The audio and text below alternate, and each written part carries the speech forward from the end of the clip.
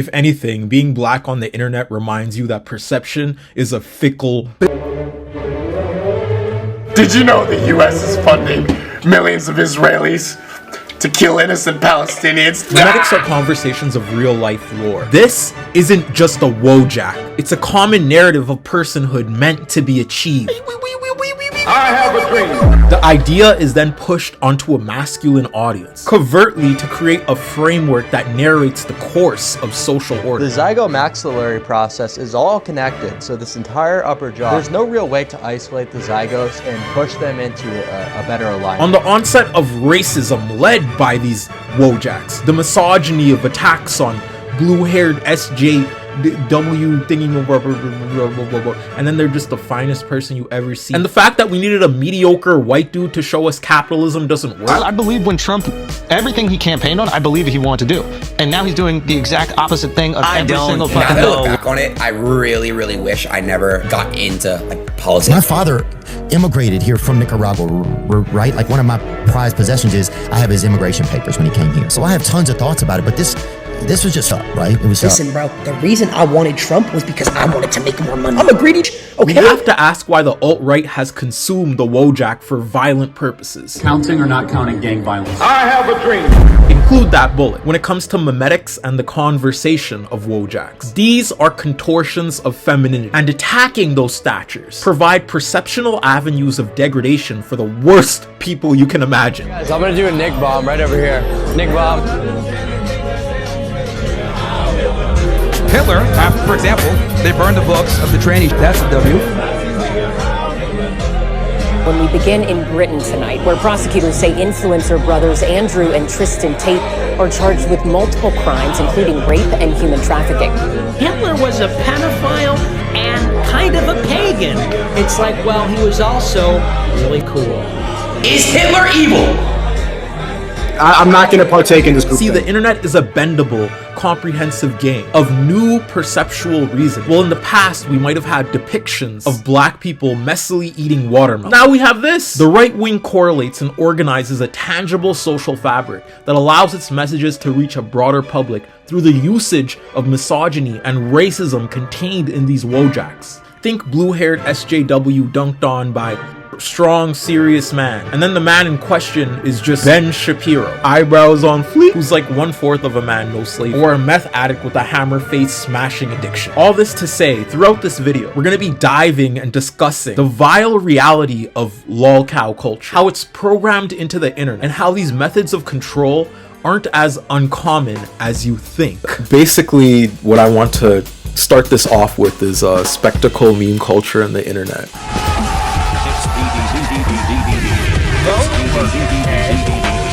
Yeah, I sure hope it does. Oh, I'm Squidward. Hi, I'm Renata Bliss, and I'm your freestyle dance teacher. Like before we get into what a lolcow is, we have to understand that inherently this practice is a corrupted product of a digital means of communication, right? It's a flawed method of spectacle that has happened throughout a timeline of, I guess, acceptable normalcy on the internet, right? As a woman on YouTube, I would describe my experience as careful, empowering, brave. Everyone calls me a f***ing pine cone and says they want to f*** my butthole. It is just so messed up that I have to be a woman on YouTube, you know? Like, if only I had this, no one will be sexualizing me whatsoever. And for the first part of this, I want to talk about the early digital culture of the internet. And to initially set a picture, to paint a picture, imagine this, right? You're off the 60-second TikTok algorithm, a mind frame. You're in the 2000s, right? With the Windows desktop that's all grassy and whatnot. This was when the public means of correlation was given through blocks of text on certain apps, right? And if anything, the rise of our current communication methods, be it Twitch, TikTok, and Reels, moves pop culture at a breakneck speed. But at that time, culture moved a bit slower, right? Think Facebook, Instagram, Reddit, 4chan, 8chan even, Tumblr. There are even forgotten apps like MySpace that thrived off of this text-based formula, right? However, what revolutionized conversation on the internet was the integration of memes, right? And if you don't know what a meme is, I'm gonna throw a bunch of memes on here. I don't know how it... If I can jump in on that too, what I find interesting is that the internet conception of meme is actually a very limited format of what it means. Memes really just come down, and memetics, like the formal study, just comes down to like, it's a packet of information that contains cultural context, and you need that cultural context to understand it. Like it's really just these pieces of information. So memes don't just exist on the internet. There's actually memes in ancient Rome. Like there are specific patterns of graffiti styling and like specific forms that function kind of like memes, and they would just be graffitied on the wall. Like it's funny. We've been doing Twitter for 3,000 years. We just used to do it by graffitiing. So like when you go look at like ancient Roman memes, they'd be like calling senators names and stuff on these walls. Like... And I very much believe King Tut was talking on those hieroglyphics. I feel like that's why they're not decoded. I feel like graffiti is normally like cool and like outlaw and all that kind of stuff, but then you see something like this, right? Do you think he got to the O and went, oh Jesus, I've totally run out of space? Like, look at all this space over here. He's like, I should have started the whiskers way over to the left. But now he had to put the W underneath. So now it's just like But my first question to the audience and to you, Aronok, before we dive into the cesspool of degradation that is transphobia and the alt-right law cow machine, is do you remember initial meme culture and how different was it, right? How did you use memes to conversate in that initial time period? Yeah, what I really remember about like 2000s meme culture, and even dipping into the 2010s a bit, is just usually a single image, a subject, and that subject had a character, and that character expressed a specific like format of joke, and it was like an in-joke that no one was out of. Versus like now I would say that like memes slowly evolved into just more and more absurdist and most like ironic and then post-ironic and then post-ironic, these like layers of stuff that like if you don't understand the history, a lot of memes now just don't make any sense. They're complete like just random words things. Yeah. And I think a lot of people, I honestly think that GIF sources kind of replaced the format or the purpose of that kind of era of memes, where that kind of era of memes was like about expressing a feeling or a thought really quickly with a single image, and now we just use like GIFs of popular media. Yeah. Please, Beer, I need this. My mom is kind of homeless. I feel like Vine really took that format basically of public spectacle, specifically with snappy in-group jokes that memes kind of thrived off of, and then like pushed it to the max, right? Made a scroll algorithm around it. Remember, class, you can be anything you want. I want to be the president. Andrew, try a little bit smaller thing. Bitch, you said I could be anything. And then TikTok took that and pushed it even further. You know what I mean? Where it's like TikTok edits are really snappy. They're really in your face. They always come with the in-group conversational tone that relates to AAV. Because I haven't heard anybody say twin ever in my life until Atlanta started popping off on TikTok. Twin, right? Where have you been? Nobody knows me like you do. Nobody. Like there's a whole it's a way to change social correlation, the social means of correspondence between people in a very public and effective way. You know what I mean? Yeah. And I also feel like when we hit on like the appropriation of various cultures, AAV is probably the most common, but like it happens a lot. Where it happens with trans culture, it happens with black culture, it happens with like Latino culture, like it shows up all over the place on the internet. And I think it's because the decontextualization of these apps and stuff makes everyone treat everything like it's just memes, and that's why we see a lot of that, like, oh, it's Gen Z speak, and they're just like, it's just like white kids messing up AAV. Yeah, right? Yeah. Gonna be toxic. Next time they try starting some goofy argument about Hey, cut them some slack, man. Maybe they only did it 'cause they bored. Maybe they only being goofy 'cause they bored. Maybe they goofy 'cause they bored. Goofy Maybe they only goofy 'cause they bored. And I think it's because people just approach these things with kind of an entitlement in a way, you know, and a structure of like, if it's on the internet, it exists for everybody to take whenever, and it creates a really problematic thing where people can't acknowledge that, like, hey, maybe I need to think about where I'm getting my speech from. And it shows up harmfully in cultural appropriation, but it also shows up in the proliferation of incel culture. Looks maxing, you know? So let's do some of the looks maxes that are sus. All right, we got the eyelash curler. You know what I'm saying? Fraud that positive canthal tilt. All right, so here is what's called a waterline pen. That's a term that is so common now and so memed. Most people don't know it came from incels. And there's a lot of language that came from incels. Mogging. I'm trying to think of other examples. And I'm sure people in the chat can too. Like, chat. Examples of incel words that are now... Yeah, but what that does, I have to stress to the audience and everyone coming in now, is cement the rhetoric of those alt-right, you know, clauses and whatnot. Like clavicular directly in a narrative reality was birthed out of the internet when it comes to looks maxing, right? Looks maxing came up with this projectional figure of what a man should be, right? The cis white man should look like, right? And clavicular fit that standard to such a degree that he could get traction in the algorithm and media and everything, and in turn spread those degrading thoughts and whatnot. So I gotta say, the power of meme culture and spectacle that we're kind of tapping into right now and trying to get you all to focus on is how it could become a direct means of representation to a public in a very easy and congestible way. And we're starting off like pretty light when we're talking about like the Me Gusta meme, the dinosaur Teleraptor meme, the girl, the girl pointing at the fire. You remember that meme where she's pointing at the fire? Remember when we all used to, like, everyone at school would, anytime anything was thrown, especially garbage in the can, Kobe. So, even though your career is over in basketball, you're still continuing to influence the game. Almost everywhere that I see someone shoot it, they're always screaming your name after.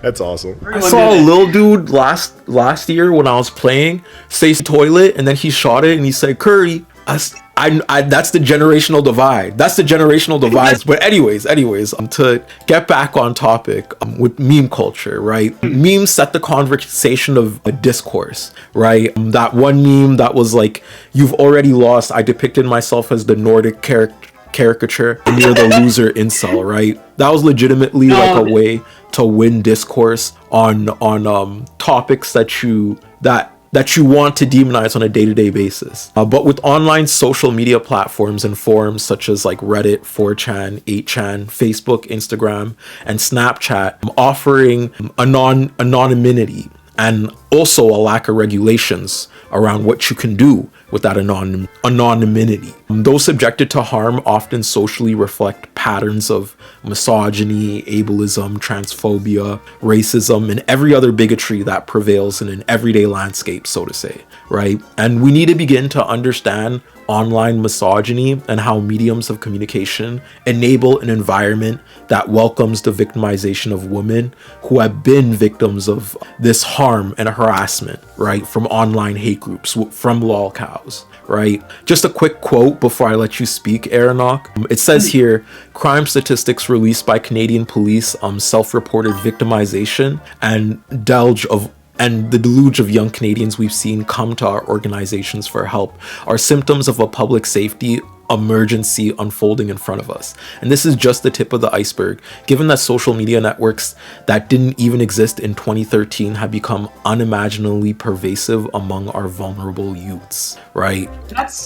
What's interesting about that quote too, to me, is it doesn't recognize that this was going on back in the MySpace era. At my elementary school, it wasn't my grade, it was in one of my cousin's grades, but there was a girl that got cyberbullied so bad that content warning for discussion of suicide, I'm sorry, but like this is an honest thing that actually happened, right? Like 2003, 2004, she was bullied so bad by a group of girls at the school that she obviously passed away, and I don't even think calling it suicide is quite accurate. Like, that's a social homicide, right? Like, that's you create a circumstance. Exactly. Like they like catfished her. They did a bunch of horrible stuff. Like, it was really and this stuff has been going on since like the moment that kids started using social media in the 2000s and the late 90s. But I do think it's worth noting that the awareness of it amongst adults and trying to even like have any conversation about the safety really didn't happen until like a decade after these types of things already were occurring. And that quote really exemplifies that. Like, the adults didn't know that the kids were getting hit. Yeah. And I find it weird how we can recognize this so easily when it comes to things like Skibbity Toilet or Tung Tung Sahor, like these memes, right? But when it comes to the actual social harm that is becoming a consistent culture right? We're not having conversations about that at large at all, right? In our school spaces, peer to peer and whatnot. And I think it's because intrinsically, like I said before, this social harm is a reflection of everyday social life that happens. You know what I mean? Where it's like the men in the locker room having those conversations about those women, sharing nudes, doing all these things that boys are applauded for, right? In a day-to-day commonality. Those people aren't going to be harmed when that woman commits suicide. You know what I mean? Those people aren't going to be thought of as any lesser, and instead they're going to be high-fived by their buddies, high-fived by their schoolmates and whatnot, right? And this is where we get into like a more sickening aspect of a social relation and the real tangibility of lol cow culture being birthed from cesspool of degradation already present within our everyday landscape. You know what I mean? I was also just thinking about, like, a lot of people treat the patterns that occur on the internet, they try to exceptionalize it because it makes it easier to forget or ignore how these same things occurred. It's a new avenue for doing harm. But, like, I got bullied before my classmates had social media, and I never really went on social media. So, like, all the bullying I experienced was just inverse. But it creates this horrible new avenue, especially with anonymity, especially with the availability to, like, predatory adults and stuff to target kids. Like, I had a cousin that had that happen to her, where she thought she was talking with like a 16, 17-year-old guy. She's 16, 17, at the time. And no, 30-year-old man. Like, yeah. And we don't, as far as I know, again, I'm just going off of, I've coached kids for, like, I haven't coached in a little while, last 2 years or so, but I coached for pretty consistent for like a decade and a bit. And from my understanding, kids these days, they're not getting taught that, like, safety on the internet at all. Schools just like kind of let kids do whatever and parents don't like question what their kids are doing on social media, how that social media is affecting them. Yeah. Well, there's a very real incentive for kids to get on social media early in terms of I guess opportunity. I would say that presents itself with like these short form media algorithms. I've seen some TikToks of like kids going around in their school specifically and just videotaping and doing those little jokes and whatnot, or trying to get their viral moment or clips off at school. You know what I mean? And it's so much more different to be a kid in today's society, because I can't imagine a kid trying to get a clip off of how they're seen, who are constantly performing to an audience. It's so sad. It's so sad, like, how much pressure there is on kids now for their bodies to look a certain way. And I don't think that that's disconnected from a culture where a pedophile ring runs an entire country. Yeah. Like, especially in the 2000s, where it was like crop tops, it was short shorts for like 14-year-old girls, and that stuff's still there. Those pressures are still there, and it's more extreme because these kids are also putting it on each other. They're pressuring each other. The looks maxing thing is just like, it's 90s diet culture placed onto young men as well.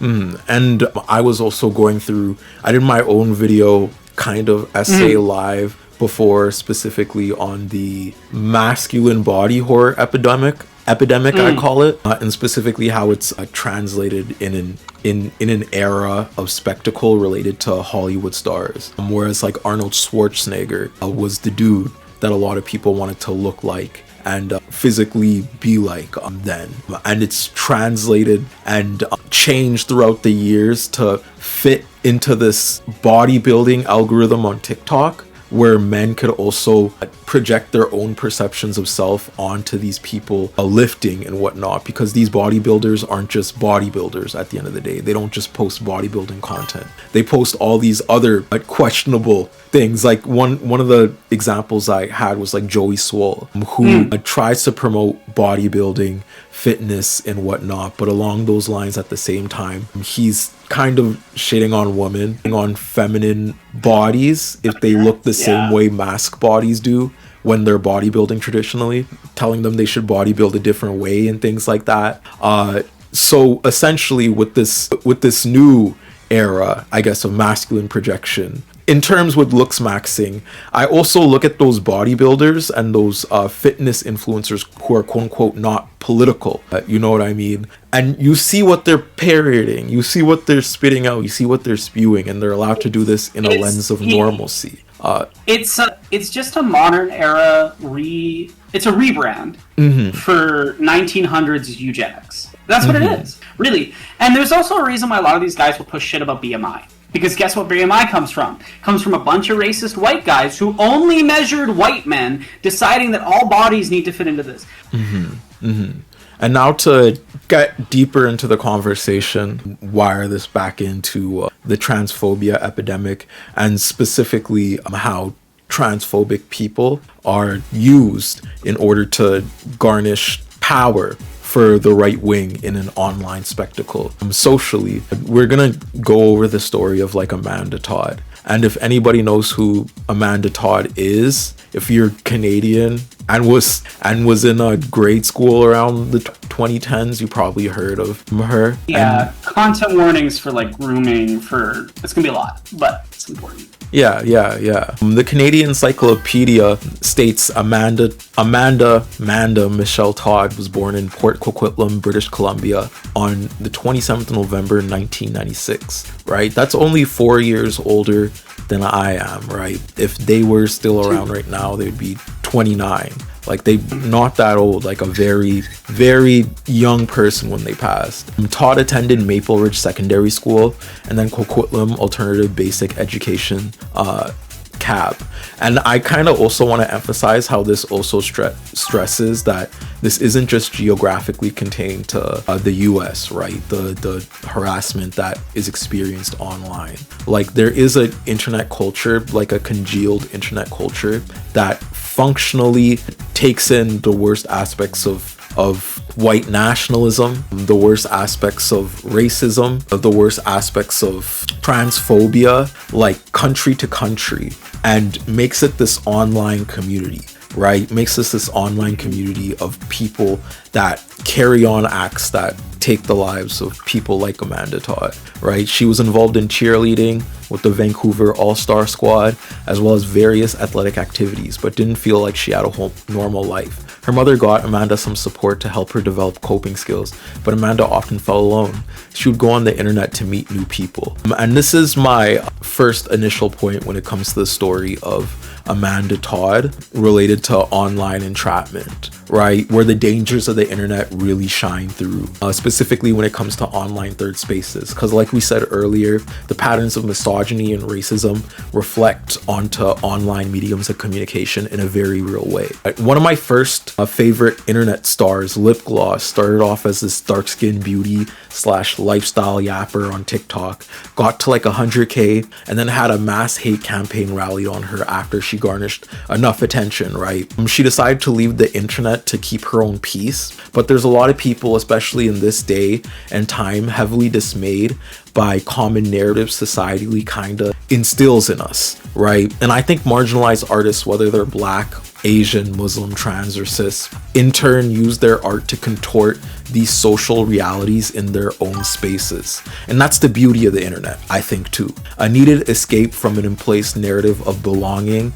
that happens on a day-to-day material level. Like, for example, although my day-to-day educational reality might be white and cis, I could curate a feed where my Black thought leaders feed me informational tidbits every 60 seconds or so for an escape, right? My first question for the audience, and for you, Aronok, for this tidbit, is how has the internet become a place of refuge for you as an artist and as a marginalized person? I have a complicated relationship with that for sure. As a disabled person, like, finding IRL community is difficult when you physically can't leave the house a lot of the time. And so the other thing too is like when you're closeted, when you have to hide aspects of your your experience, your personality, etc., you seek out these online spaces. And so like I've been in a lot of like marginalized focused spaces when I was like 18, 19, 20, especially because I was cheeks out and I couldn't talk about my IRL. I couldn't really do that type of stuff. And those spaces were actually what like connected me with people who were organizing, and then I started helping with like charity streams and stuff like that, and a friend of mine that I knew, and like I knew at uni, and that like let me first start being myself in a space. I never showed my face until my first video, actually. So there's like 5 years where I was doing like streaming and a lot of streaming stuff, and people just knew me as this like being. Like literally no one saw my face. Like none of my friends knew my face. Like I had it hidden. Partially because I was just also extremely dysphoric at the time. But it did really help me find a refuge and a place that was supportive. And I I think people treat the internet as this exceptional thing when harmful stuff happens, but you can just as easily go into IRL spaces and get abused or harmed as you can on the internet as a young person. I think that's worth saying. Like, these are not to exceptionalize the internet is to ignore that the internet is always real people. Yeah. And it reflects real people. It might create unique forms of harm because of anonymity, but it also creates unique forms of connecting with community because of anonymity. There's kids that are like living in families that are extremely transphobic, or living in countries where it's illegal to be trans. I've had friends that have lived in countries that it's illegal to be trans. The only way they can connect with their community and talk about their like genuine self and be gendered correctly and all those things is online. Yeah, I have a lot of friends here in SAS that literally they go to drag shows. They might be drag artists and all that, but they can't have an online platform around that spectacle, because if their parents find out, that's the end of their housing. You know, they'll be thrown out and whatnot, or socially casted out of other families. But keep going, Aaron.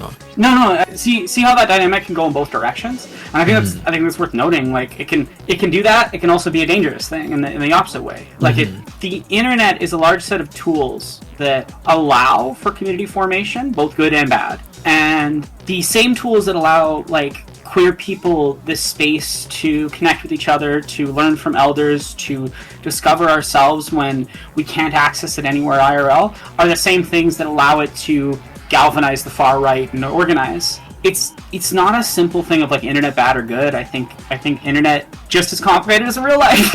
I'm gonna read off some comments from the audience too. A lot of people said something. Meg Leaf said, sometimes I feel more emboldened to call out transphobia and other things online because I can't get fired for it or attacked there, which is actually a very valid way of how discourse kind of surpasses social boundaries of reasoning in order to change an everyday commonality. You know what I mean? And I won't say like this is a widespread thing that everybody's been doing, that everyone's been participating in, but one of the biggest factors of that change I've found were things like Palestine protests, right?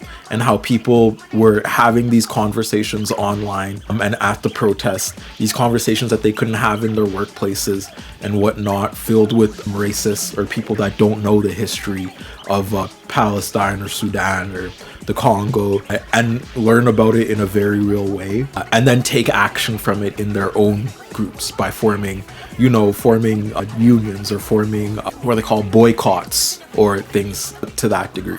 Princess, keep going. Oh, sorry. Yeah, the internet's been so important for that type of organizing too. Like, I feel like it's worth saying. I don't think necessarily. I think it would have happened to some extent, but I don't think that like what we've seen in Minneapolis would have happened without a lot of the way that the internet has facilitated organizing, including the general strike. Like, I think the general strike really helped. The internet helped because like a lot of unions and things were more easily able to communicate, set up, to connect, and to put information in front of people in the city's space. But at the same time, there's also the thank you so much, thank you for using your Prime. But like the same dynamics that allow that. Again, like it also means that like a lot of things are too centralized on these platforms that they can censor what they want. But it also, like we wouldn't see organizing the way we do now without the internet. Boycotts wouldn't be effective without the way they are now. Because boycotts, like you could do them back in the day, but you would need either a formal newspaper to spread it nationwide, or like really complicated organizing apparatus that we see in like the civil rights movement. Or not that it never happened, it's just like this makes it easier. Way easier to post on Instagram than to like have to do 50 phone calls to 6 different cities to get every group in order. Yeah. Princess Blanket said, well, I'm a black queer woman and I do belly dance and Iraqi dances also. And the internet has connected me to black femmes who do it too. That's so cool. Oh, that's awesome. Yeah. Lee said, I love that. But I can also find people based on interests and spend a lot more time vetting them from a place of safety before letting walls down. Yeah, that makes sense. Diara said, disabled, found info I would have never been told about health and history, but I've also been exposed to more eugenicist rhetoric, especially since 2024 to 2025. Hand in hand. Arbizo said, it hasn't so much been a refuge for me, but I met my partner through the internet, and I've been able to help her come to terms and explore their gender identity through that. Aww. I love hearing stories like that. Yeah. It's so sweet when people can connect. Are you a U-Haul relationship? Did y'all like did y'all immediately like click? Like yeah. God, Pen and I really are like the U-Haul like stereotype. Yeah. We got together and then Pen was just like staying at my place like a good half the time, if not most of the time, like within the first month. Lev Darko said my family disowned me for being queer. Now I'm in the shelter trying to secure housing. Holy hell. But those are also Do you want to talk about that directly, or like I don't know, because like the reason we live together is a similar dynamic. You don't have to do any specific. Yeah, I was gonna reply. My like the aspect of being queer and whatnot, commonality. A lot of stories that kind of get casted aside are the quote unquote worst of them. You know what I mean? That's what 80% of marginalized people are going through when we're talking about these issues too. Like when we talk about like black people, we're not talking about Barack Obama. You know what I mean? And the black struggle, we're not talking about the specific petite bourgeois in Atlanta that have some sort of material wealth and funding for their areas. We're not talking about those people, right? At a collective, on a national level, even I would say continental level, right? That experience of being pushed out because of a normality of homophobia is a real thing. And those who are the most marginalized, be it those who don't have the most social safety nets around them, right? They get those the worst. Whether it's you'll have the cycle of poverty being repeated by this trauma of us not taking marginalized issues seriously, while pointing the finger that it's very much like our problems for being the way we are or doing the things we do and whatnot. And I have to say, in a lens of social inference, like you're not alone. You may feel like you're alone, but please reach out to the people around you that love you, like or people in general, because people are always there to help in some sort of way, shape, or form. Other cities people also have queer housing programs. A lot of cities do. It's not always easy to access. I'm not going to pretend like they're all magically perfect or anything. It really depends your region and where you are. And I'm not going to. Please don't share that info, obviously. But like, I mean, you and I are literally doing these streams to try to raise funds. We haven't talked about this at all on the stream. We're trying to raise funds to help us with housing. So if people want to help, because we need help with housing costs and stuff. So, and like the last while has been really rough. I don't even want to talk about most of that's happened to me in the last like 10 months. It's been nightmarish. But like most recently I got sick for like 2.5 weeks, like horrifically sick, and my partner was too. Neither of us, like, it was bad. Turk can attest, they were living like bedridden. We were not doing well. Yeah, so if you guys are enjoying our conversations and stuff and want to help out, please donate. But also, like, please donate directly to trans people in your area, to trans shelters in your area. There isn't enough resources for the queer community when queer people get kicked out and stuff. And like, I've been saved by friends several times. I have saved many friends with the last dollars in my bank account to keep them housed before. Across the last 10 years, so many people. And it's sad because a lot of it is really just like our own community is the only people that help. We pass the same $5 around. Yeah. The goal is in the pinned. I put it in the pin, so if you want to donate, it's over there. But also sitting here and helping and talking, yeah, and just being here helps. It also helps a ton. So don't be. That gets us advertising. Yeah, don't be worrying too much. Don't be worrying too much, because there'll be videos going up and whatnot after the fact and everything. But please share it. Yeah. Yeah. And continue. Also, oh no, you go first. I'm sorry. Oh, I was just gonna continue with what we were talking about. That's what I was just gonna say is I just put up a new Patreon post about Stardew Valley and Clint being the new romanceable, and how the f do you handle writing that when they're going to grade as being a creep and a misogynist? So yeah, if you want some exclusive writing, I'm putting up a lot more writing on the Patreon. So and I know Turb's got stuff on their Patreon as well, so consider supporting that way if you want. Anyway, sorry, I'll stop the shout note. All right, someone said I don't even see the pin. Give me 2 seconds. The pin's I see the pin on, I'm looking at your chat right now because I wanted to see both chats. You're looking at the YouTube one though, right?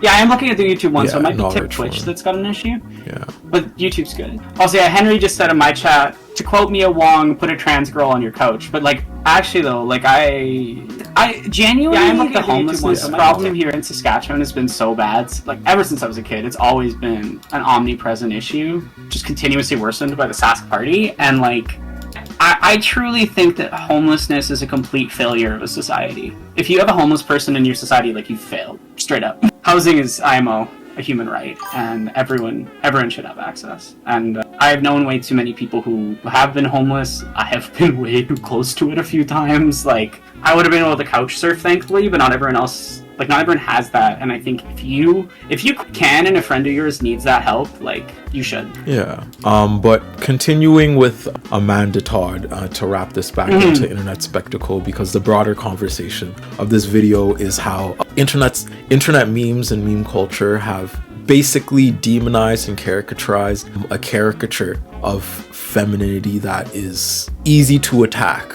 You know what I mean? And a lot of people have consumed that and used it as a basis of their content creation, their platforms, and how they even work as a person on the internet. When Amanda Todd was in grade 7, she and friends would use a webcam. She started to get messages from strangers who flattered her, telling her she was stunning, beautiful, perfect. As she would stare later in her cards, they wanted me to flash, so I did 1 year later. Todd was 12 years old when she bared her breast for the webcam stream. A pedophile who stalked girls online saved frames of images and sent Todd a blackmail message on Facebook. And one thing that I have noted here is that pedophile lived in another continent, right? That pedophile was Dutch, right? It's scary how big the internet can be when it comes to people capable of doing harm, right? However, we have to understand the same means of harm isn't anything new. Like we've said, right?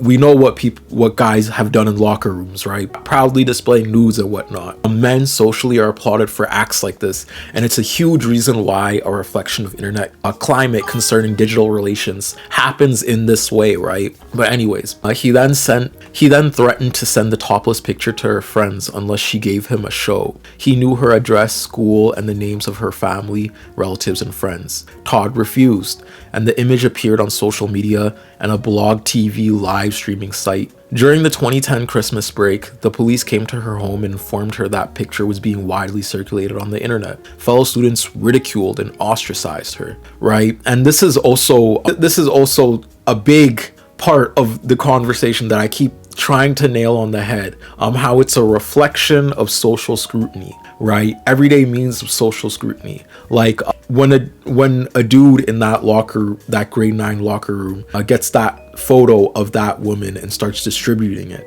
right? They're the person that is applauded, whereas this woman is slut shamed and shamed in a social scrutiny. You know what I mean when it comes to that. And it's becoming a little more scary when we're even delving into the territory of like what people can create porn of, and AI porn, and how even regular influencers, when they upset alt-right wing people like Asmongold, how quickly they'll have AI porn of themselves out there, and readily available for a public to consume. But keep going, Aaron. I've had people. I have not looked into whether they actually did make it, but I've had people claim that they made it of me. I'm like creep stalkers and stuff. So I'm pretty sure there's AI porn of me somewhere on the internet, unfortunately. But also, like, I know so many other women in content creation, including women with tiny followings. I'm talking 3,000, 4,000 followers on YouTube type followings, where like they're like one of them uses a PNG tuber,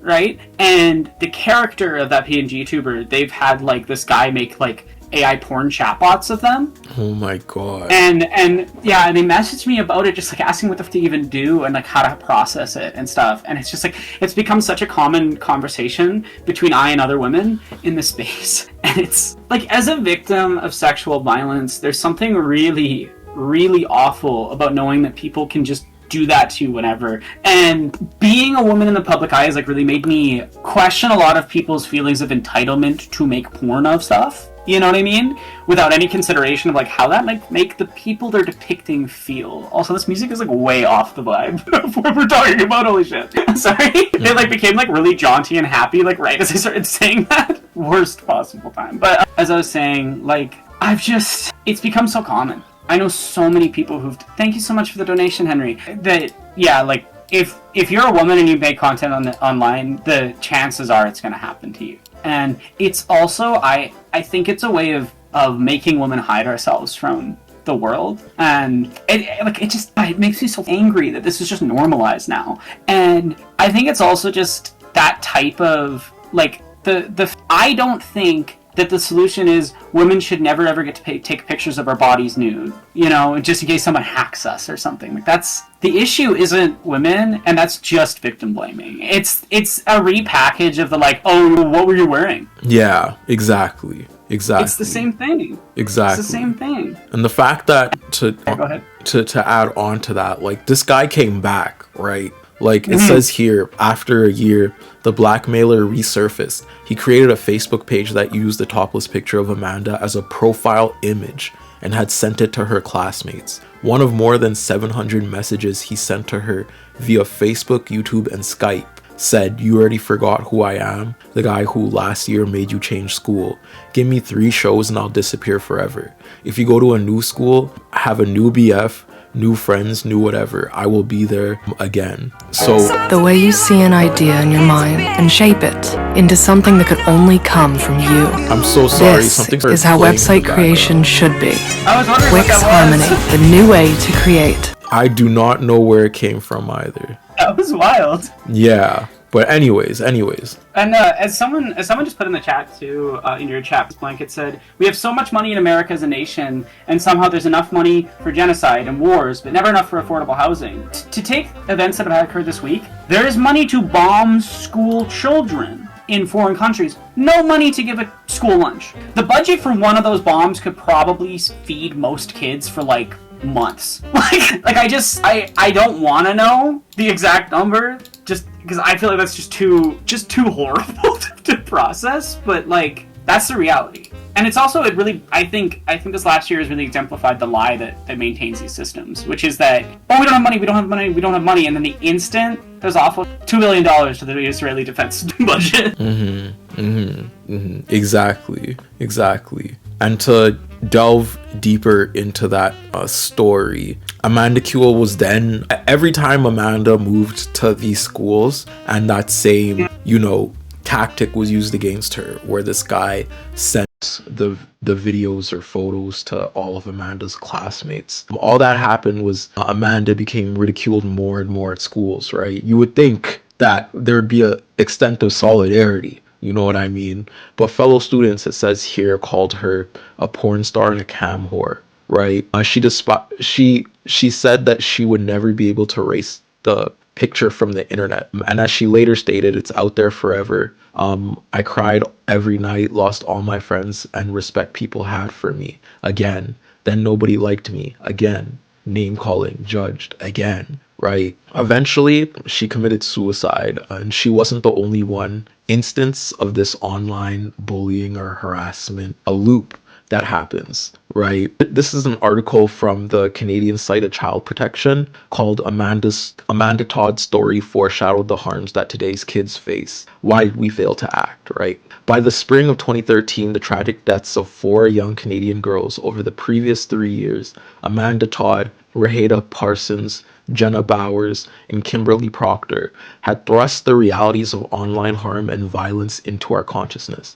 Their lives were all cut short in part due to a common threat: technology and social media. The public outcry over these deaths led to a series of emergency meetings in Winnipeg between then Prime Minister Stephen Harper, the families of these poor girls, and the organization Canadian Centre for Child Protection. And they wrote, "Today's sextortation crisis, which is increasingly targeting Canadian boys, was explicitly foreshadowed by the story of Amanda Todd a decade earlier. And yet, despite the few measures that eventually emerged from those meetings in 2013, such as the creation of a new criminal offense for the non-consensual distribution of intimate images, nothing has changed to proactively address the source of harm." Oh my god, thank you so much for rating. Audra Reigns just rated with 83 viewers. Oh my god, now we're at 120. Thank thank everybody for being here, by the way. If y'all want to help with the stream, because this is a sort of subathon, unofficial subathon, sub to the channel, and there's also the Ko-Fi Brent stuff that we're raising money for. If you want to donate there, it's linked, it's pinned. But thank you so much, Audra. My heart's so much. I'm live with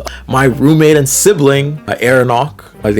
They use she, they pronouns. We're basically talking about the transphobia epidemic, how it relates to public spectacle, and how these loops and patterns are a part of an everyday reality of online feasibility for everyone at this point. You know what I mean? Thank you everybody in the chat saying yeah. But anyways, to continue on with this story, nothing has changed to address the source of harm. The digital spaces that give anonymous offenders direct 24/7 access to our children. The hundreds of reports we've received from the public this year alone suggest offenders are taking advantage of our laxity around these platforms, targeting children largely on Instagram and Snapchat applications that virtually all school-age kids interact with daily.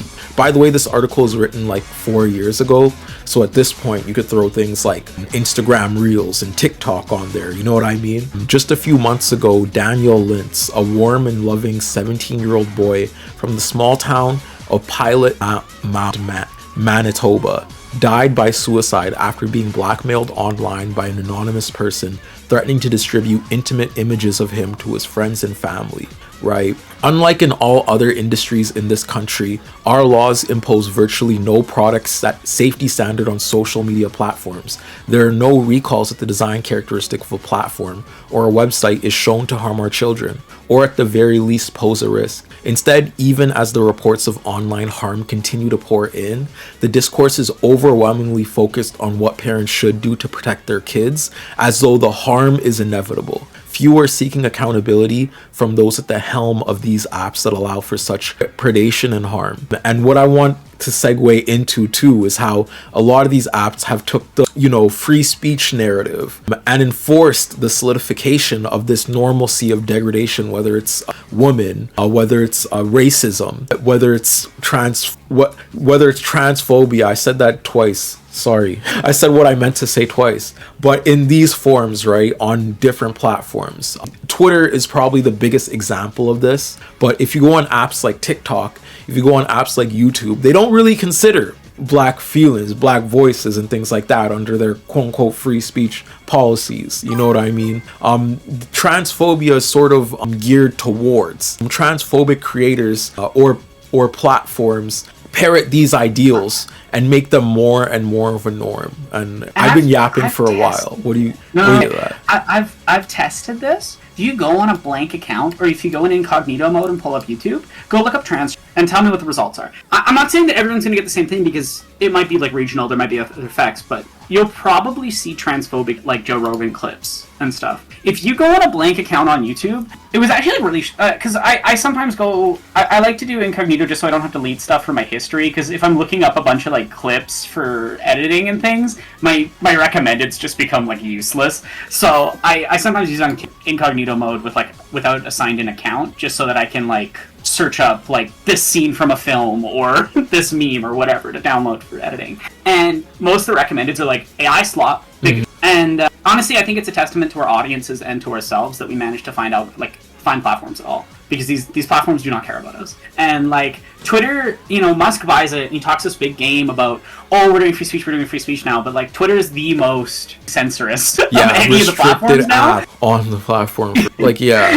Twitter's a Nazi bar. Yeah. Twitter's a Nazi bar, and I refuse to call it X because he doesn't deserve it. Yeah. Like if you're not screaming like damn KKK insignias like at 9,000% at the top of your lungs, you are not getting over 500 likes on that platform. Like Twitter is definitely so far gone from what it used to be, right? And it's a little sad, because Twitter used to be this harbinger of discourse in the same way I see like TikTok being for a marginalized community. You know what I mean? Like a lot of people would find out information, whether it was like communal deaths, whether it was like updates on police brutality cases, things to that degree, like on Twitter. You know what I mean? And Twitter has made it so the headlines or tweets are just the most clickbait things possible for an algorithmic retention, right? So they will purposefully be like, N-word this, transphobia that, da da da da, because they know they'll get those clicks. It's just like the BAFTA Awards situation. You know what I mean? Exactly like that. Just a way of creating discourse for website traction. But yeah. No, it's like I personally think that Twitter. Sorry, I just like was aware of my voice and I was like, just worried. But I think what people need to understand is like Twitter's a fully captured far right platform, and if you're like, it's a Nazi bar. It's a Nazi bar. It's how it functions. And the algorithm on there is always going to push the most far right position or the most extreme position. But even before it was purchased, the Twitter algorithm, and to a lesser extent, like Blue Sky rewards this less, but it's still definitely there. We're seeing that right now with like trans women becoming the most blocked accounts on the app because everyone loves transphobia and the New York Times for some reason. But like the reality is these websites only care about engagement. If all you care about engagement, right, what's the thing that's going to keep people going? What's the most engaging emotion? The easiest to ping and the easiest to set up? It's anger. And like, unfortunately, you either ignore this and you do not get the reach you need, or you engage with it and it perpetuates the cycle. That's why I try to be very careful about how I approach certain topics, and I generally don't. It's like, I actually think it can be good to not clickbait, but to use the format of clickbait to honestly reflect what you're doing, and then like pull people into deeper conversations. That's what a lot of us do. It's what Feek does, it's what you do, it's what Foreign does. Like, all of us do this because we understand that we're trying to weaponize these algorithms' worst parts against them. You know, you present outrage and then you actually do nuance. But a lot of people just present outrage for the outrage. And to segue into that, this is also where we get into lolcows, right? And actually talking about what a lolcow is and how that functions in a very real sense. It's beyond critical to examine how we use caricatures of memes in order to translate harm onto others, right? Instead of Amanda Todd becoming a teachable moment for the years of internet history to come, she became one of the first memes in public spectacle, right? There's an article here titled "A Suicide Squad Amanda Todd" that basically talks about how this meme went viral on the internet. And I know it's hard to think about memes on the internet as being like these stagnant things that carry on over time. But in the age of the 2000s, right, before TikTok and before the Vine algorithm, something like this would stay around for a while. You know what I mean? Amanda Todd became a punching bag specifically for a whole bunch of these creators who wanted to be edgy and get like a word off and whatnot. And you could read about that over here more so. But there's one video that Aaron wanted us to watch. Really want to get into this before we start talking about kiwi farms and a lot of the other intricacies of the internet. Could you tell us about this video before I click play? This video is by an animator that my partner really likes named Voon, and it's a short film. I'm going to give some content warnings. There is the use of the R slur at one point, but again, I want you to go into this film understanding these are neurodivergent people commenting on how ableism functions on the internet, not like... It's an honest depiction, and it's an honest conversation about this bigotry, and I think that like that's valuable. Children's cartoons. These were the ingredients chosen to create the perfect logo. But Professor Utonium accidentally added an extra ingredient to the concoction. Unmedicated schizophrenia. The Who Spark editor seems like he's doing well. Most people don't know this, but the world is going to end in 95 days. I tried to warn them, but no one listened. Now they are all dead. But fear not. DJ the Monkey came to our world to save us. There's this TV show called Happy Fun World. It's one of my most favorite shows. Okay, pause real quick.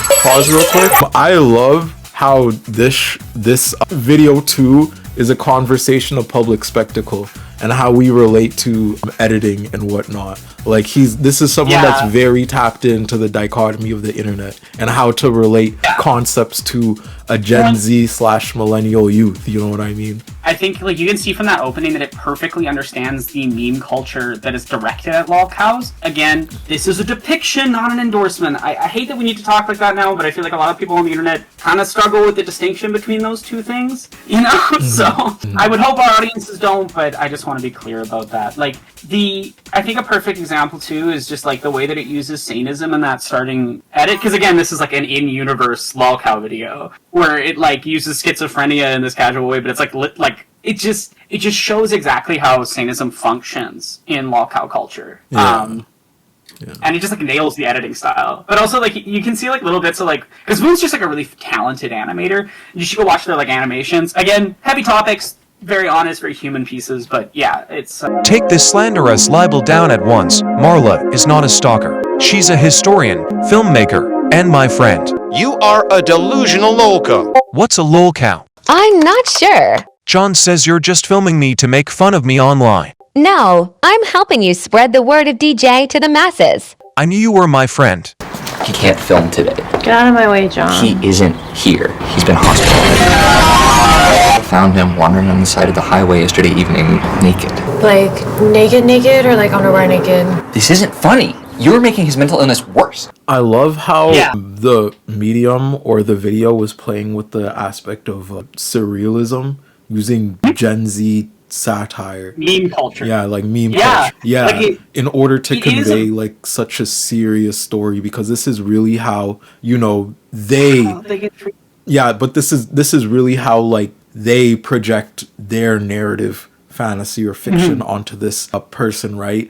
And like the edits highlight like the emotional stimuli connected to getting more and more clicks and likes off of farming this person. You know what I mean? Like those snappy edits and everything, like those pop-ups, those ripples of reality. Like there's really a two-ness with how this person is acting with this. But like, yeah, I'm loving it. It's a very earnest, it's an uncomfortable depiction, and it's why I wanted to use it, because I think like it perfectly understands and depicts all of how lolcow culture functions without using real people as the victims. You know what I mean? Like these are all actors. This is a fictional piece, and I think it manages to say something a lot more honest and earnest about like how lolcows hurt people than a lot of like more documentarian methods have done. Yeah.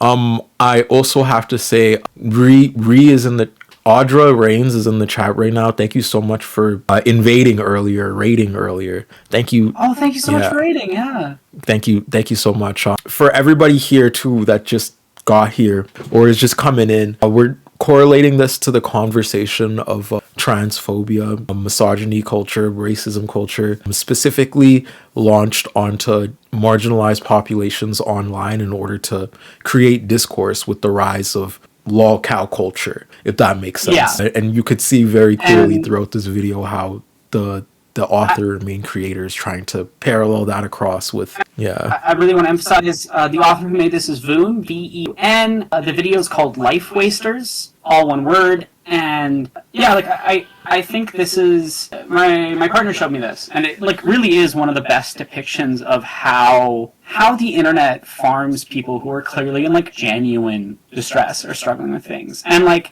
I'll say this, I've experienced psychosis before, not like this, but I know what that experience is like and how it harms people. And I just can't imagine like if someone. So, like in third year university, I had like a full psychotic episode. I was living in a really abusive situation, and I basically started like, I just had like a mental breakdown. And my friends kind of just like, instead of calling the cops on me or putting me in a cell, they just kind of like protected me at the university, and I slept in the C-Triple-S office a few times. But I was like totally out of it. I was stimming to the point that I bruised my collarbone like this. And I just can't imagine like what would have happened to me if someone had been filming this like worst moments of my life and then put it on the internet to a fandom built on ableism and transphobia and hate just to mock me. And like I just there is a huge empathy gap, and I like how this video plays with subjectivity a lot. Yeah. Like you have these layers of cameras, right? You have the out of fiction camera, and then you have multiple in fiction cameras that are all depicting each other, and like this overlay I think really creates a sense of like uncomfortable but honest information. It's also really important when you look at the timeline of how this culture has advanced, because while these were on text-based apps and we're more so on the conversation of text-based apps right now, when it got into that YouTube era, people like Leafy, right? People like H3, people like Keemstar would make videos after videos on these concurrent lolcows present in an algorithm. No, like whoever they were, right? Like it ranged from the Pokemon Go kid to Jacob Sartorius. You know what I mean? Like on a day-to-day level, that same culture thrived even after the lolcow. You'd be bored. It's engineer talk. I know math and science stuff. I got an A in calculus. I got an A in calculus. You know, you are pretty funny. Hey. You're not gonna believe it. Come on. DJ came. DJ came in his chair IRL. Where's your camera? I can't make the movie anymore, okay? Why not?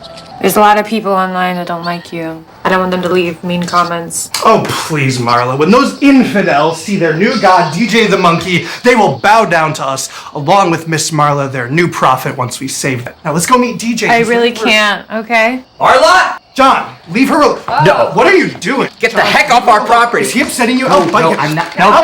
That was assault! That was assault! No, You just assaulted me! I did not. Luke, call the police! Call the police! Don't call the police. No one. Did you hear that, everyone? Never give up on your dreams. Of course you do. Never give up on your dream. Sparky, the movie I was making, it wasn't to help you. I was just making fun of you. But I thought you were my friend. I'm sorry. Stupid! You are an evil. A little bit of pain that exceeds the amount of pleasure, and it's I'm really busy right now. as wanting more of that thing. Okay, so It's 11:30. Can you take a break?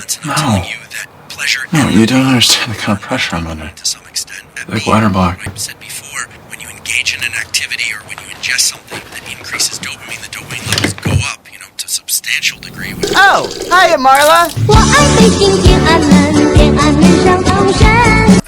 Right, yeah, that was A the very first dark, one. very honest depiction of these people Yeah. and how they function. And I love that twist ending that like the DJ creature is actually real. Yeah. Like, yeah. but yeah, I think it plays with subjectivity really well. I think the cinematography is really but I think the biggest thing that sticks out to me is just how much it captures different elements of harmful internet culture. Like the boyfriend, the sexist ass boyfriend that's like looking at Teslas and watching Macho Man podcasts and won't give her the time of day. It's like all of these people are being harmed by and participating in these harmful cycles. And like I also like it does a good job of depicting earnestly self-harm stims and things like that in that last moment, the sort of panic attack breakdown. And I like that it doesn't pull its punches with that protagonist, but it also depicts them as an entire person. Like even in that last fight there, you get a little bit of misogyny from the roommate guy too.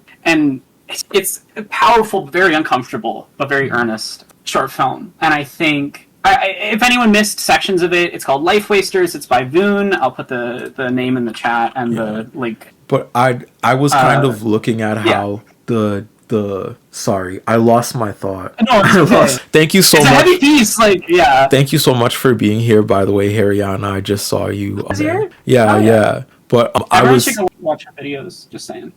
Yeah. Throughout this video, I was thinking a lot about how much hands are in the pot of this whole process too. You know what I mean? How one person could literally cause this much amount of harm. Even like there's a very real outlet for that on the internet. You know what I'm saying? But like one pair of hands could edit this video, type this thing, and make that person a lol cow for the week for whatever reason. You know what I mean? And I think that's very indicative of how this continued culture has been able to flourish on the internet and even in general. How we had directly after this film, people like Leafy doing that formula, people like Filthy Frank doing that formula before they turned into Joji. People like the most popular commentary YouTubers kind of using that formula of picking this one person I could pick on, I could get my hands on and whatnot. And I know, and I'm so sorry, iDubbbz, if you watch this video, because I know you watch some of my videos sometimes. I love the way you pivoted, fam. But the ways people, iDubbbz, probably the biggest example I can point to when it comes to the aspect of content cop and which people were being blamed, how that kind of discourse was being facilitated, specifically with Tana Mogu. Even though I don't think Tana Mogu's the best person, Tana Mogu does not deserve a white person walking up to them and saying, "Say nigga," you know what I mean? Like no, like you don't deserve that. I don't think so. I don't think anyone deserves that. I don't think anyone deserves having the R word yelled at them multiply and having that become a stance of correlation with whenever they're mentioned. You know what I mean? Yeah. It's a very real practice, but yeah. I'm autistic, and like when I was a kid, lol cow culture, as well as shows like South Park, Family Guy, like all those things contributed to like a lot of the ableism that I experienced IRL as well. Like these people that mock these disabled people, the mentally ill people, etc. online, they don't just leave it online. They go and do it to their classmates. They go and do it to other people IRL. It shapes how they behave towards them. But essentially, what y'all need to know about what a lol cow is definitively: a person who is quote unquote eccentric, or a person whose quote unquote eccentric or foolish behavior can be exploited to amuse onlookers, right? And we can't talk about lolcows without talking about the main originator of this harassment campaign trend, Kiwi Farms, right? Which was literally a website weaponized, built, and created to proliferate this culture of degradation and public spectacle that found roots in the internet. By the way, thank y'all so much for being here. Ko-Fi links over there, and subbing helps incredibly. We're gonna start this very soon, but just know they all there. Hearts. Also a reminder that like we're streaming to raise funds to help pay off some rent debt that we both have. We live together, you know, if you want to help trans people stay housed, if you feel like it. But also, just being here helps. Sharing helps. Commenting especially. Like, I've noticed that YouTube and Twitch sometimes doesn't count viewers unless they message now. It's an algorithm change a lot of Twitch streamers notice, especially because their viewership would drop from like 900 to 100 because most of the viewers were like lurkers who like lurking. So yeah, if you leave a comment, it actually like increases our viewership count because they aren't just counting like inactive accounts now, which is unfortunate. Mm-hmm. All right. Starting this from the beginning. You ready? For those 3, 2, 1, play. Know what Kiwi Farm. For those who don't know what Kiwi Farms is, it's an online anonymous network of people who carry out harassment campaigns against whoever they decide is their target of the day. Their most recent prominent target is a Twitch streamer and political commentator called Clara Sorrenti. This involved the use of a fake terrorist threat and 2 swatting raids which almost got her killed by Canadian police. After not having this threat to her life taken seriously by the police, who almost killed her over it, she was forced to flee to a hotel, and then after that was targeted too, following the work of members of Kiwi Farms to meticulously pick out the bed sheets and cross-reference them in order to find out where she was staying, she has now had to flee that too to stay in temporary accommodation. It is not a coincidence. Pause it really quick. Thank you so much, Audrey, for the bits. 300 bits. I don't know what that means. Yeah, I'm not gonna lie, I just started Twitch, but thank you so much for the bits. Gonna click play again. 3, 2, 1. That Clara is trans. In fact, that is one of the primary reasons she was selected to be targeted with these attacks. And it remains a stain on our political and media ecosystem that these attacks aren't taken seriously for what they are. What they are is transphobic, reactionary terrorist attacks. They follow exactly the same MO and approach of every other kind of terrorist cell. Groups of anonymized individuals, radicalized and organizing online, meticulously planning and using psychological warfare to silence anyone who stands in the way of their agenda. In the form of Kiwi Farms, this agenda is conservative, transphobic, misogynistic, homophobic. It ticks off all of the points of an alt-right terrorist group. The same bedrock of ideology which has led to incel and white nationalist terrorist attacks across the US and Canada. It's bad enough that police and media outlets turn a blind eye to their attacks as they're happening now, whilst they're targeting Twitch streamers who those outlets already don't take seriously.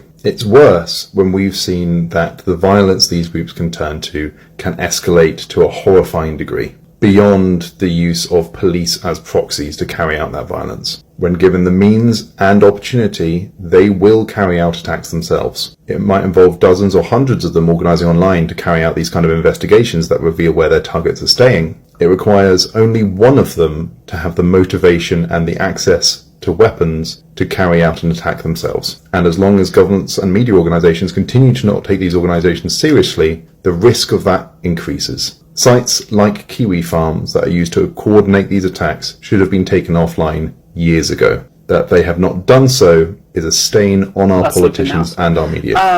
For those who don't know what Kiwi Farm is, it's an online anonymous network 2022 of people. That's a little under 3 years ago because of the month. It's Kiwi Farms and these harassment groups have killed friends of mine, you know? And other ones I don't know if they're alive because they completely left the internet because of how they were treated, you know? And I've never heard from them again, and who knows? Who knows what happened to them? I have talked people down because of the harassment they were getting. You know? And I don't know if you ever had to talk someone down, but it is a brutal, traumatizing experience that I would not wish on anyone. And, like, the culture of lolcowing, the culture of, instead of just disliking someone and blocking them or ignoring them or going away, instead obsessing about them, following them for years, harassing them for years, targeting them for years, right? Like, these groups are not taken seriously. The harm they do isn't taken seriously because they pretend like it's this unreal thing, but, like, people have died because of swatting. People have died. Like, and it makes me think, too, about, like, the whole rise of AI killing people, right? Like, whether it's stuff like the Tumble Ridge shooting, where OpenAI, like, they knew for a fact this person was dangerous, their algorithm radicalized them, created the problem, created the violence, and then they covered it up, they didn't tell officials, and they could have stopped that shooting, and now 11 people are dead because these companies don't care. None of these platforms care. They don't care about people, they don't care about the harm they do. I mean, like, how many kids need to die because an algorithm convinces them they should? These chatbots convince them they should. It's a lot, and those are the only ones that we know about. I mean, how many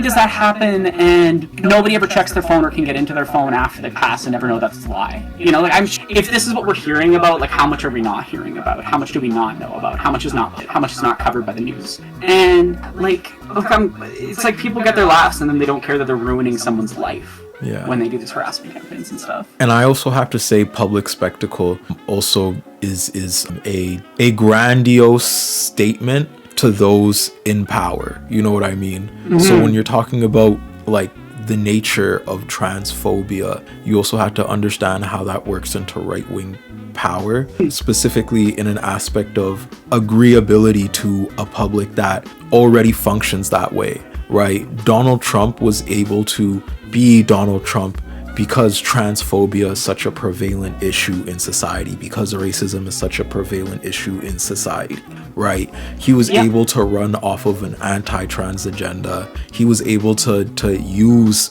people as lolcows, whether that was Barack Obama, whether that was Kamala Harris, or whoever he was demonizing that week. And not to say that I endorse any of these figures as U.S. metrics of U.S. arms of imperialism, but what I'm saying is, what I'm saying is, when we're talking about public spectacle, we're talking about the way the right-wing party, the MAGA party, uses it, right? And the fact that Elon Musk and people in the cabinet have been a part of this right-wing movement since PewDiePie, you know what I mean? On, like, meme review, on Reddit forums and things like that. The fact that these people have directly spurred that conversation and then used it to their benefits when it comes to a soft power is something that we have to talk about too when we're talking about the MAGA movement as a whole. But yeah. And I think the biggest problem is that people can't just, like, go, oh, that person sucks, and leave it. They can't leave it alone. They don't leave the people alone. Like,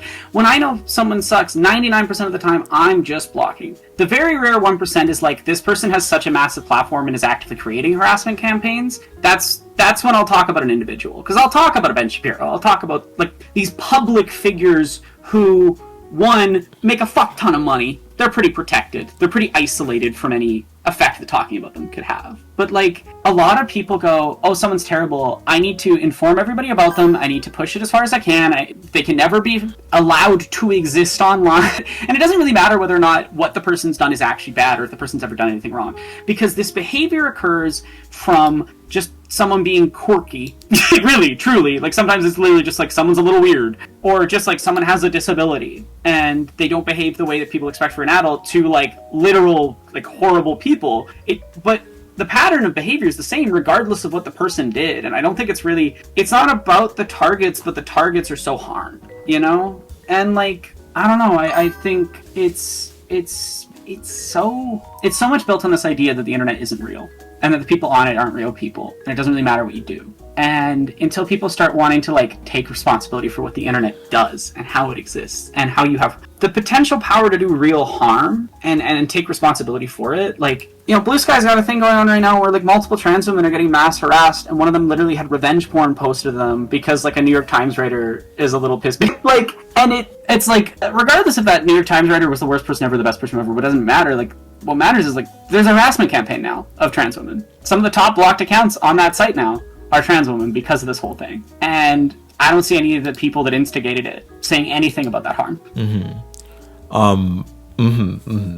But I have a paper here called Anonymity and Social Pressure, Sociological Analysis of Lol Cows on Kiwi Farms. And I'm about to read a little bit from it just to let you all know what Kiwi Farms was about and how it organized violence against people and set a rubric for the rest of the internet to follow, so to say. Kiwi Farms was a semi-niche forum-based website that has been active since 2013 and currently has 139,000 members. Formerly known as CWCKI Forums, Kiwi Farms is notorious for investigative obsession and harassment of online public figures. The site is known for organized mobbing of certain people as a unique form of entertainment, dubbing targets lolcows, or people who can be milked, quote unquote, for entertainment. These individuals are often susceptible to being ridiculed for fun, whether or not the person is trying to be entertaining. Kiwi Farms is well known for documenting details of every forum's target life,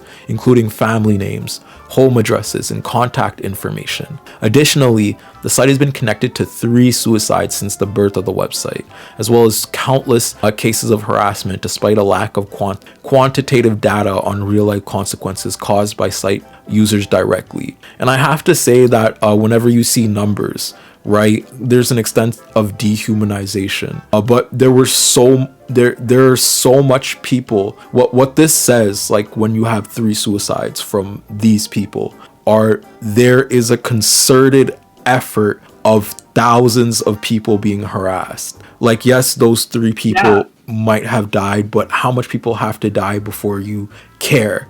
You know what I mean? There is a atmosphere of oppression happening here, but keep going. I was just thinking about this too. I was talking about the AI thing and how it's convinced people to do harm. Do you want to know why the AI knows to say those things? Because it's trained on these websites. They train these algorithms on these websites, and what that means is that those algorithms will put out stuff that is said on them, because generative algorithms do not actually create anything new. They merely recombinate through a very complex statistical analysis of weighted words what is most likely to have been said based on their training set. And a lot of the major generative AI companies are run by guys who love 4chan, who love Kiwi Farms. You can't convince me Twitter's AI is not trained on Kiwi Farms. We know for a fact a lot of them are trained on 4chan, right? And what is a lot of 4chan culture? Trying to convince people to harm themselves or harm others or whatever. And so it's like, people are like, oh, well, why do these AI, again, they're not AI, know how to say these things? They don't know how to say anything. They don't know. They just spit out what they've been given, and if what they've been given is harassment campaign like text documents, basically chat logs of harassment campaigns, chat logs of harm, then what they're going to output is those chat logs. And so I would say that, like, a lot of the times people are like, oh, well, how could this algorithm start like telling people to do this? And I'm like, because there's people online that do that already. And it's just regurgitating. It's just copying and repeating the bigotry, violence, and harmful rhetoric of real people that currently exist online. And you can't separate that. Aroka Knox said, anyone remember Microsoft chatbot Tay in 2016 and how it said a bunch of hate speech? Yeah, perfect example. It was trained on Twitter. Twitter had a lot of hate speech that was not being moderated. Yeah. So what did it output? The same hate speech, because it doesn't think, it doesn't have a mind, it is just a statistical analysis of word weights and their relationship to each other. Yeah. And as Def I have said, a degree in this if anyone wants to fight me. Yeah. And as Def said, and people who grew up in that toxic environment are getting into positions of power. Like, why are US government Twitter accounts posting these type of memes? I saw this one account who's running for some sort of seat in Florida. I'm talking about Yeah. using the Goyim speech and the Goy speech and that specific language of the alt-right. And I was like, oh no, like the popular power you can amass on Twitter off of that right-wing rhetoric is becoming a tangible avenue for politicians to, you know, endorse in and actively participate in too. And that is scary. That is scary. Not to say that... I also... Keep going. Oh, sorry, you go first. Oh, sorry. Aroka Knox said nobody big in the tech industry learned the lesson from the Tay thing. No, they did. The bigotry is the point. Like, the bigotry is the point. I have extensively studied and researched these freaks that run these companies. One, a lot of them have bought their own, like, they're all drinking their own Kool-Aid. A lot of them believe their own AI is a real AI and that they're building God, and they've secularized rapture speech. Like, they genuinely believe the same shit evangelicals believe, which is why the US government is currently run by, like, mostly by two cults. One is the cult that, like, Altman and all the people that put, like, JD Vance is there as a pick from, was it Teal? Yeah, he was Teal's, like, little minion. He's Teal's minion, right? He came from Teal.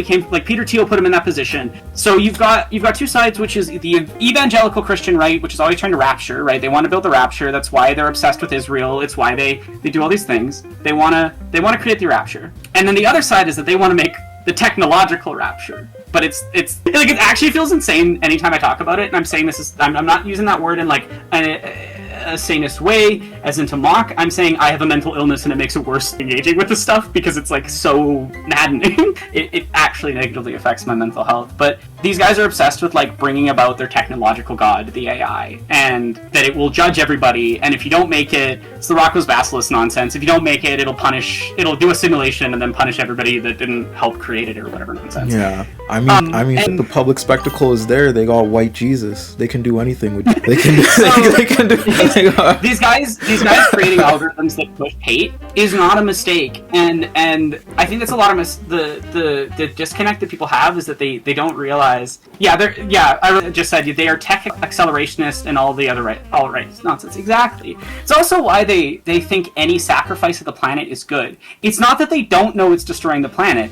It's that they know it's destroying the planet, but it's worth it because they'll birth the god that will save them. And that's built on old mythologies. Like, as I said, they secularized a lot of the structure of the rapture ideology that's dominant in the US right wing. Because they knew, like, it's very all interrelated. But to come back to the log cow thing, part of that is that they train on the websites they frequent. And the websites they frequent are full of harassment campaigns of marginalized people. And it's also why, like, I don't know, it's really hard to... The last file's been really tough, both as, like, a survivor of sexual violence, especially when I was a kid, with all the Epstein news and stuff. But, like, the Epstein files and things really show just how much of the world is run on a mix of racism, transphobia, sexism, and sexual violence. Like, and all of those are, like, overlaying on each other. And these algorithms just push that because they're trained on the places that push it already. Yeah. Log cow culture created violence in a way. Yeah, and to keep talking about that with this article, this is actually a perfect segue. It says here, Kiwi Farms is well known for documenting details of every farm's target life, including family names, home addresses, and contact information. Your mic cut out for me. Oh, can you... I can hear you now. I think your Discord might be set to like too low of a threshold, maybe. Yeah. Or too high of a threshold. Yeah. Sorry. But I just want to make sure I hear what you were saying. Says here, Kiwi Farms is well known for documenting details of every farm's target life, including family names, home addresses, and contact information. Additionally, the site has been connected to 3 suicides since the birth of the website, as well as countless cases of harassment, despite a lack of quantitative data on real-life consequences caused by site users directly. The homepage of Kiwi Farms has options at the very top to see what is new on the website, right? Like, think about this when I describe this. They literally categorized how to harass people based on a set of marginalizations and created a table of contents for it. It's like right? a big table of contents. It's cartoony. The homepage of Kiwi Farms has options at the very top to see what is new on the website, a tab to find Kiwi Farm members, those who register on the account website, a support tab where members can donate money to the site, a tab to login, a tab to register. Below this, visitors to the site can view new posts or search for specific forms, right? And the homepage is divided into 6 sections. The first is the community feature submissions, where members can post relevant current events or quote-unquote happenings that are then featured on the homepage to keep people up to date. The second part is named lolcows. This section is divided to several categories, but the common feature is that all threads are dedicated to a lolcow in some way, defined as people whose eccentric behavior can be exploited for entertainment. The third section is dedicated to femme forum users, called the lolcow saloon. The fourth section, off topic, encompasses general discussions of familiar subjects including art, food, and video games. The fifth section, the autistic thunderdome, quote unquote, hosts long-winded discussions of news, philosophy, and mass debates on a range of topics. The sixth and final section, titled Interior, hosts a meta discussion about the website itself, right? These categories target individuals based on characteristics, right? Users of the websites can filter target individuals by prefix to view specific types of individuals in chosen categories related to marginalization, right? Kiwi Farms is entirely anonymous, allowing users to post content that is typically censored on common social media and forum sites such as Facebook, Twitter, X, and Reddit. This is censorable from X. How are you so bad? How are you so very rare? You're censored on X. Anyways, Kiwi Farms is often cited by... Even X was like, it was too far. Yeah, like, Kiwi Farms is often cited by outside internet users as a hate forum, with news articles or commentators frequently citing specific demographics that Kiwis tend to latch onto. According to Jennings, Kiwi Farms is a notorious web farm for harassing feminists, the neurodivergent, and LGBTQ people. Itself has suffered the ultimate harassment, right? And all this to break down why this anonymous culture of the internet is so welcoming to the most bigoted people you can find, right? And this is where I want to get into it. Not to say outside life isn't the most hostile material landscape for a marginalized person on a day-to-day basis, right? But the internet affects everyday conversation to an extent to methods of communication. We talked about this with meme culture leading into lolcow culture, right? And I mean, no one from Canada, like I said before, ever used the word twin. Atlanta itself, being a mecca of culture related to AAVE, inserted that into our collective consciousness, right? This isn't different from back in the day when people had echolalia stems of certain vines, right? I remember repeating like these nuts every 9 seconds and it wasn't even really that funny, right? It's just nowadays that process is essentially like on crack, so to say. Like we find these bits every 3 seconds on an infinite swipe algorithm. However, to relate this back to anonymity, those same people that were creating racist memes about black people back in the day and characterizing them are the same people that carry on the beliefs of cultural hegemony onto a digital landscape, right? Those meme accounts become farms of minstrel shows or Charlie Kirk clips of debate shows, or at this point Myron Gain clips, who's like the black Charlie Kirk, right? Socially, we're able to somewhat shame racists when you see them in person, at least when like black or trans people are in the room. But when that veil of race is taken off, that veil of projectional adherence to social norms pertaining to ideations of femininity, that masculine projection of control is regularly applauded towards, what you get is a skeleton that sets a rubric to who will be demonized and for what those reasons will happen, right? I mean, they literally labeled us by marginalization in their tabs, right? To reiterate, what I'm saying here is that the person that will get a lolcow sent on them won't be cis and white. This won't be Joe Schmo from Indiana, Utah. You know what I mean? From your grade 7 LA class. It's more plausible that Joe Schmo will go along with that hate train, actually. It looks like the same people who are getting picked on in an everyday setting, like femmes who have their nudes shared, getting slut shamed in an everyday setting. I know multiple horror stories from my high school about that, right? They're now getting slut shamed in a very real and new way. Even if you're not a woman that has provocative photos on the internet, AI porn, right? right? When that narrative through line of degradation is being carried on by the social normalcy of everyday life, on top of being able to run anonymously, like hands off, well, the market will work as intended because there's a social supply, a supply and demand of acceptable degrading terms, right? And I want to throw this back to you, Aronok, because I know you got some words for that. I mean, just touching on that last sentence, right? Like the social supply and demand of acceptable degrading terms. The modern rise of the use of the R slur is disturbing. Like it has become so much more frequently accepted, and I think the last 2 years have shown a lot of marginalized leftists that like a lot of people only said stuff because they thought it would get them social clout, not because they actually cared about like the issues or the people affected. Like they don't. There's a lot of leftists that are using the R slur again. You know, there's a lot of leftists that are calling me a tranny. So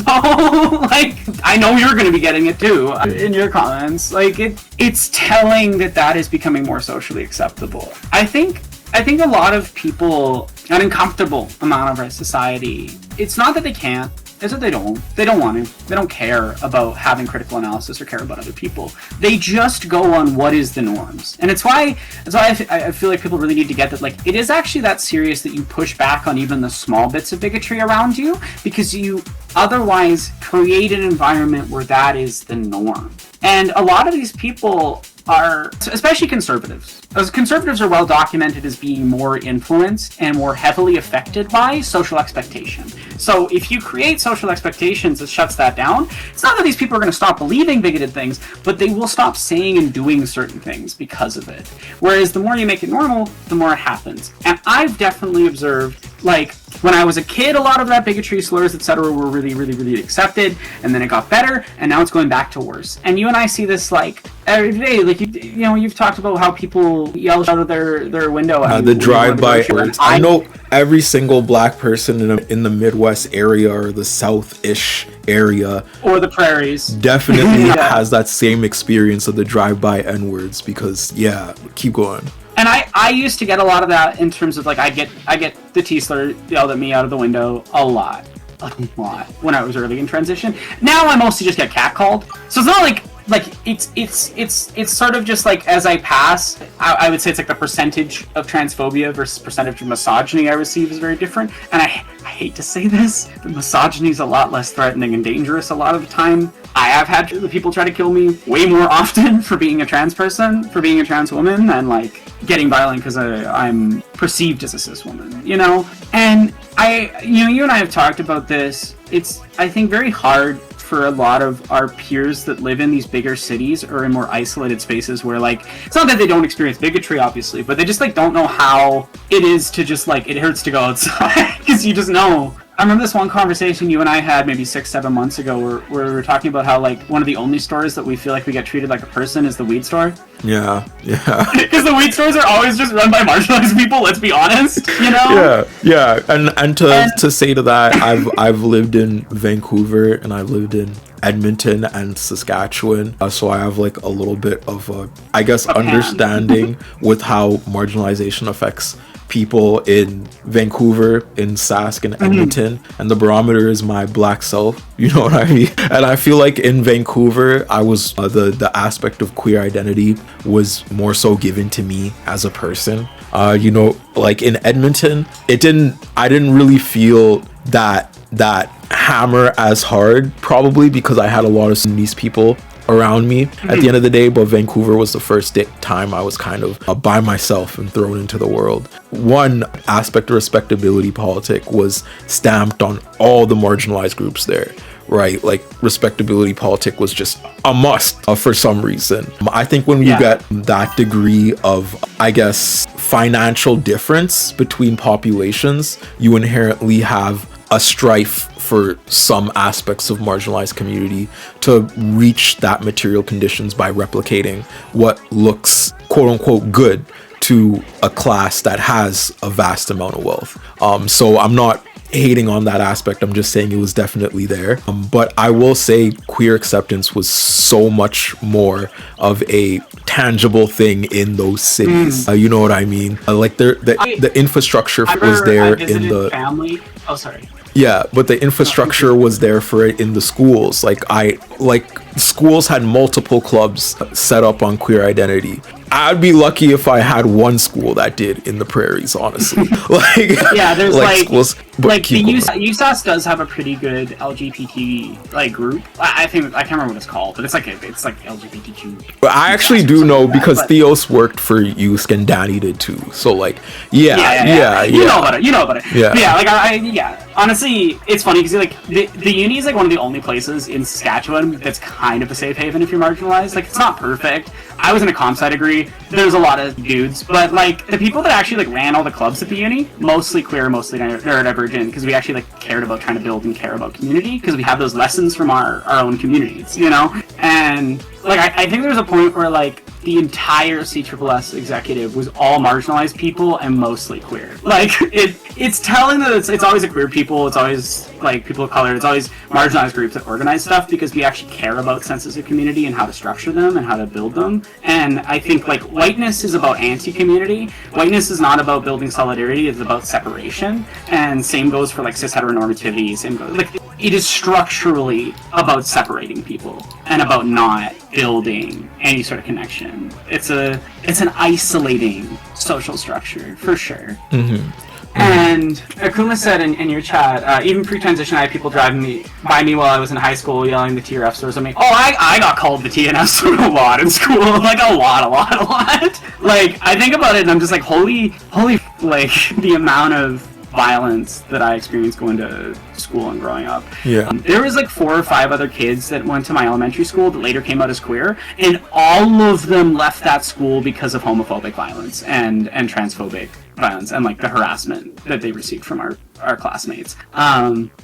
And I honestly wish I could go back to my childhood self and just be like, get up, run. Yeah. Because honestly, it was so bad, and I definitely deserve to be in a safer space with, like, maybe even just one teacher that cared about me. Like, my grade 8 teacher to my mom, after I had, like, the kick on me again, you know, said, oh, well, if she stopped bringing it on to herself, she wouldn't get bullied so much. That's an actual thing a teacher said about me.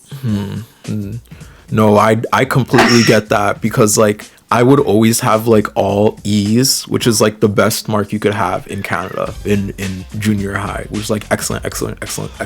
But what I would always have insufficient in is quote unquote paying attention in class, and it would always be like, oh, Theob is such a eccentric kid, Theob is too loud, Theob is too da. And it made me like sit in a class still and just stare while I was surveilling myself in my own head, because I wanted that extra E on my test. And there's a very real aspect of surveillance culture that comes with marginalization, and even to tie this into lolcows, painting people as lolcows, it's to make leftists afraid of living their identities or their aspects of reality in a very real way. You know what I mean? Like, this will, even if it doesn't do direct harm with you, this will control the way you're perceived as a person, right? If you, for a while, if you had dyed blue hair, that was like life or death. You know what I mean? Like, that was for some reason, all because you of want to them. know what it is? It's because dyed hair is queer coding, or it's queer signaling,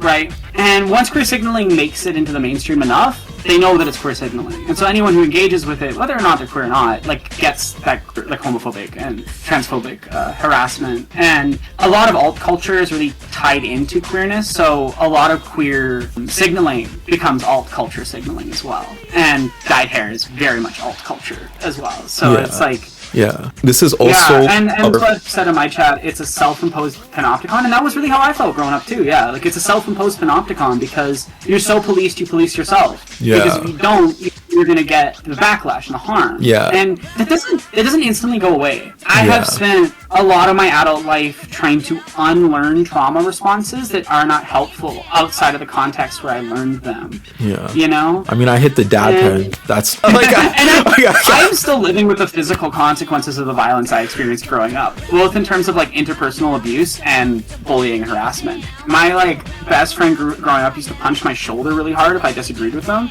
and my right shoulder dislocates like that easily. I am currently dislocated, and it is that easy to put it back in. But the fact is, like, harm and trauma doesn't just leave you, it leaves physical marks for the rest of your life. It leaves physical marks in your brain. And we know from studies that, like, even just the slur calling thing is traumatizing. It physically affects you. It does. And coming back to the lolcow thing too, like, the lolcow stuff just, like, harms so many people.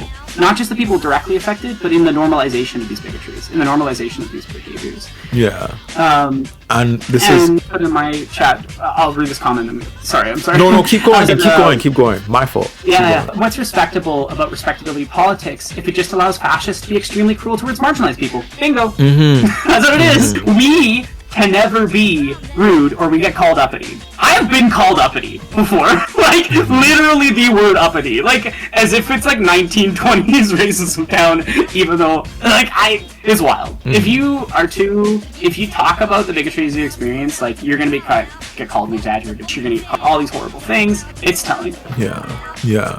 And this is, I was gonna say, a perfect segue into the next section, quote unquote, of the video, where we're basically talking about the onset of Gamergate and how the tactics of Kiwi farms are the tactics of early meme culture, and the internet spectacle was basically curated onto a video content format, right? And there's someone that has a really good video around this called Zoe Quinn. It's a pretty long video, so I don't know if you want to watch all of it, but this is a video that I kind of want to watch because they wrote a really good book called Crash Override that also explains the alt-right, the rise of the alt-right, and how it has propelled Trump into power, that I really liked. So this is the video, just sending it over to you. Person's name is Zoe Quinn, if audience knows a Zoe Quinn. They're pretty popular for a very long time.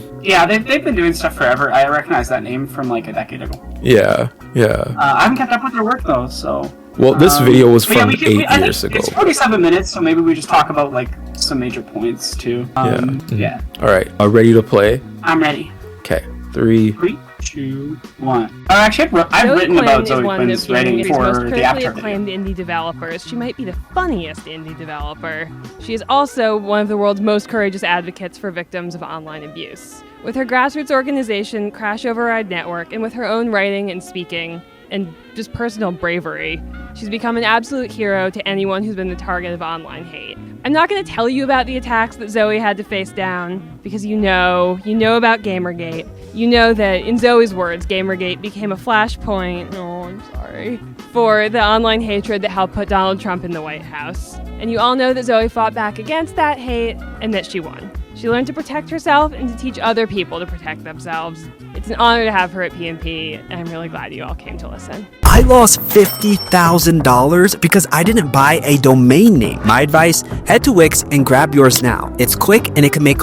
Thank you for that intro. I totally went away trying to get up on the stage, so we're off to a good start. I hi, and thanks for coming out and supporting Crash Over, as I sometimes like to call it, the most depressing OkCupid what time are you at? 120? If you're not familiar with games... That's where I'm at. 126 now. Okay, I will jump forward to 126. Okay, 3, 2, 1, play.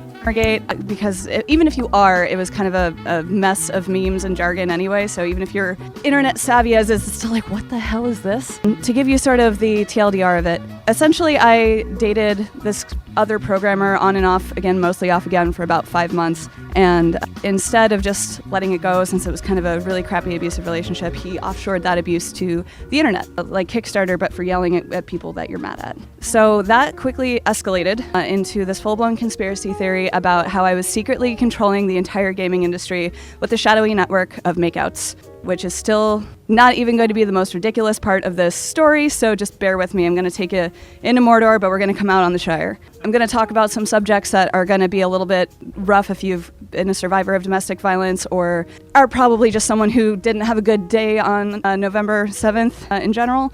So just FYI, that's a thing in case you want a content warning.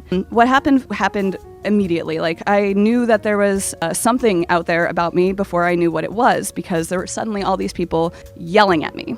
And kind of like a kid counting the distance of a storm with thunderclaps, like to see how far it is. It was like that, but with my phone notifications buzzing. And then they would buzz quicker and quicker and quicker until it's just like I had to not look at it. And that first night, all I could do was like numbly scroll down as I watched people go through and assemble this weird constructed fiction. I'm at 308, so we can still be matched up time-wise. Yeah, I'm at 309. This really reflects a lot of the harassment campaigns that I have experienced, but especially the first one. When I was a tiny account, maybe 180 followers on Twitter, and just kind of helping organize charity streams and stuff, and most people following me, like I knew personally or were mutuals, I responded innocently to what I didn't realize was a hate account, asking what the definition of pansexual was. So I just said, oh, it's this. I would receive somewhere around, and this is a rough estimation, 10,000 plus replies on that thread. Now, I was dumb and young and didn't think to like close my account or anything. I had silly ideas about like, oh, you shouldn't block everybody, you gotta have conversation. I was wrong.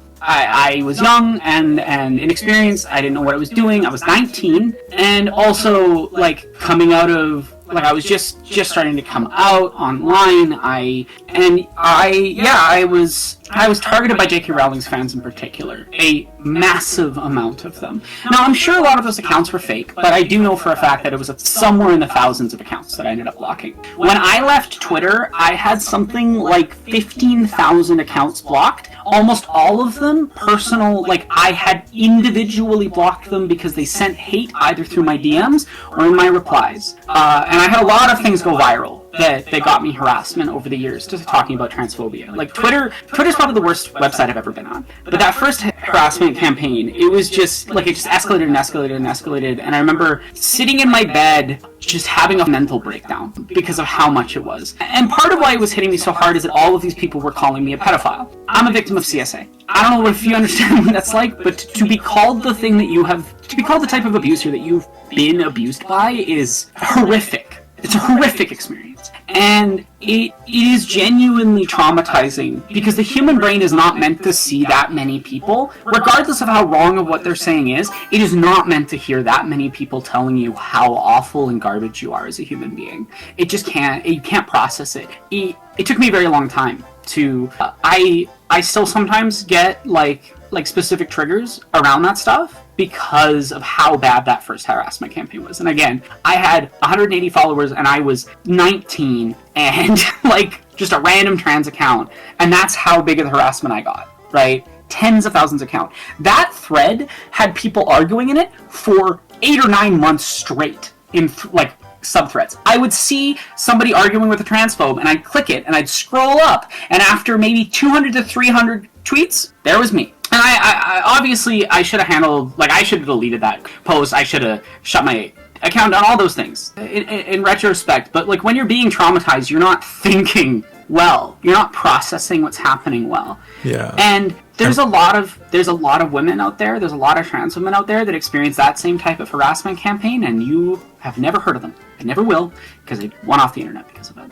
Or worse, or much worse. I also want to throw this to how the building blocks of that social scrutiny is coming to light right now with Zoe Quinn and her boyfriend. You could very easily see the way this is going to go down, specifically when you correlate that same history to your friends or other social inferences that you've been a part of in a day-to-day basis. You know what I mean? This isn't a separate story from the reality that a lot of women face on a day-to-day, right? When it comes to abusers who work like this, right? I'm sure like a lot of dudes raise masks or socialize mask, whatever we're coining it now. I wouldn't say people love to do this thing where they say like, oh, you're a socialized man. No. Yeah, but everyone is socialized under patriarchy and everyone's socialized under white supremacy and everyone knows all the rules, right? If you want to look at me and tell me that like women don't understand the expectations placed on men, or that there's no men that like understand the expectations that are placed on women. No, because all the time these people are reinforcing those expectations, right?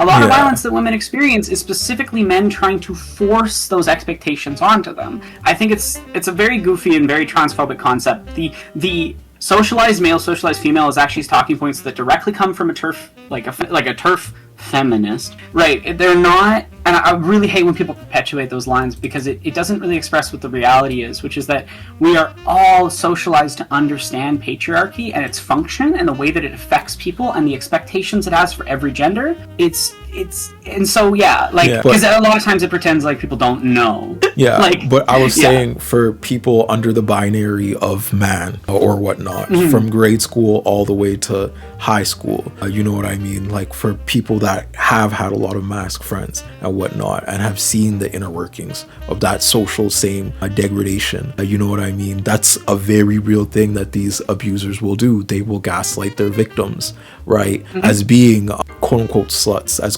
being quote unquote like easy or whatnot, you know what I mean? In order to justify that treatment of her. And more often than not, a lot of people fall into line with that rhetoric, right? Because it's socially contrived to be digestible in that way, right? For men to be applauded for gaslighting women and abusing women in these ways, whereas women are degraded and humiliated for being abused type shit. And we're gonna see way more of that as the video goes on. It's nice to see you, by the way, Ducky, one of my mods and whatnot. And Megleaf, thank you so much, Megleaf, for the sub. We're at 6 subs now. Okay, let us play the video. In 3, 2, 1. Of how I was ruining gaming by existing and having the gall to make a game. That quickly turned into threats of murder, rape, anything you can imagine, anything you would find in a Fox News comment section. And everybody that was even tangentially related, and some people I still haven't met, became targets as well.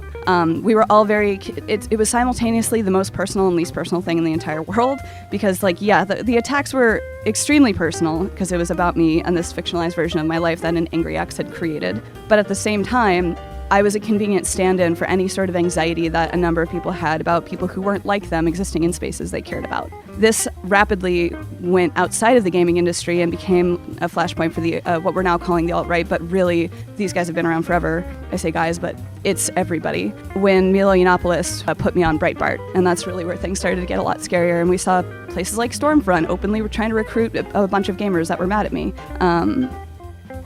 Just you, building your app on Base 44. And that got very weird. It's still weird. It's like, I don't know if you've ever read Hitchhiker's Guide, but the whole cloaking device in that is the someone else's problem thing, where it's like, you can just park a spaceship on a planet. I think we're still at the same place. You're just like, this is someone else's problem. I can't parse this. So it's interesting in the process of this book, like going through and trying to do my own autopsy and like being like, oh yeah, right, this all actually happened and it is as ridiculous as it sounds. The worst part about that though wasn't so much the threats, because and the threats were bad, don't get me wrong. Like people were talking about putting dead animals in my mailbox and sending me pictures of my dad's house and calling my dad and calling me, and usually not knowing what to do when they actually got through, because I didn't change my number for a few weeks. And they seemed very confused when I answered, because they'd be like, is this Zoe Quinn? And I'm like, yeah, you dialed my number. Like, were you just hitting buttons randomly? Or they're like, oh, you know your phone number's on the internet, right? And I'm like, they're like, oh. And then they'd either panic and hang up or apologize. But I mean, if nothing else, it's weird, right? Who in my generation are very comfortable doing awful when they know they have no consequences, and then the instant that they actually have to interact with someone, they're like, oh. Yeah. That anonymous nature of the internet only lasts for so long. And then you meet somebody who could actually, I don't know, do something. they fall apart. Yeah. 3, 2, 1, play.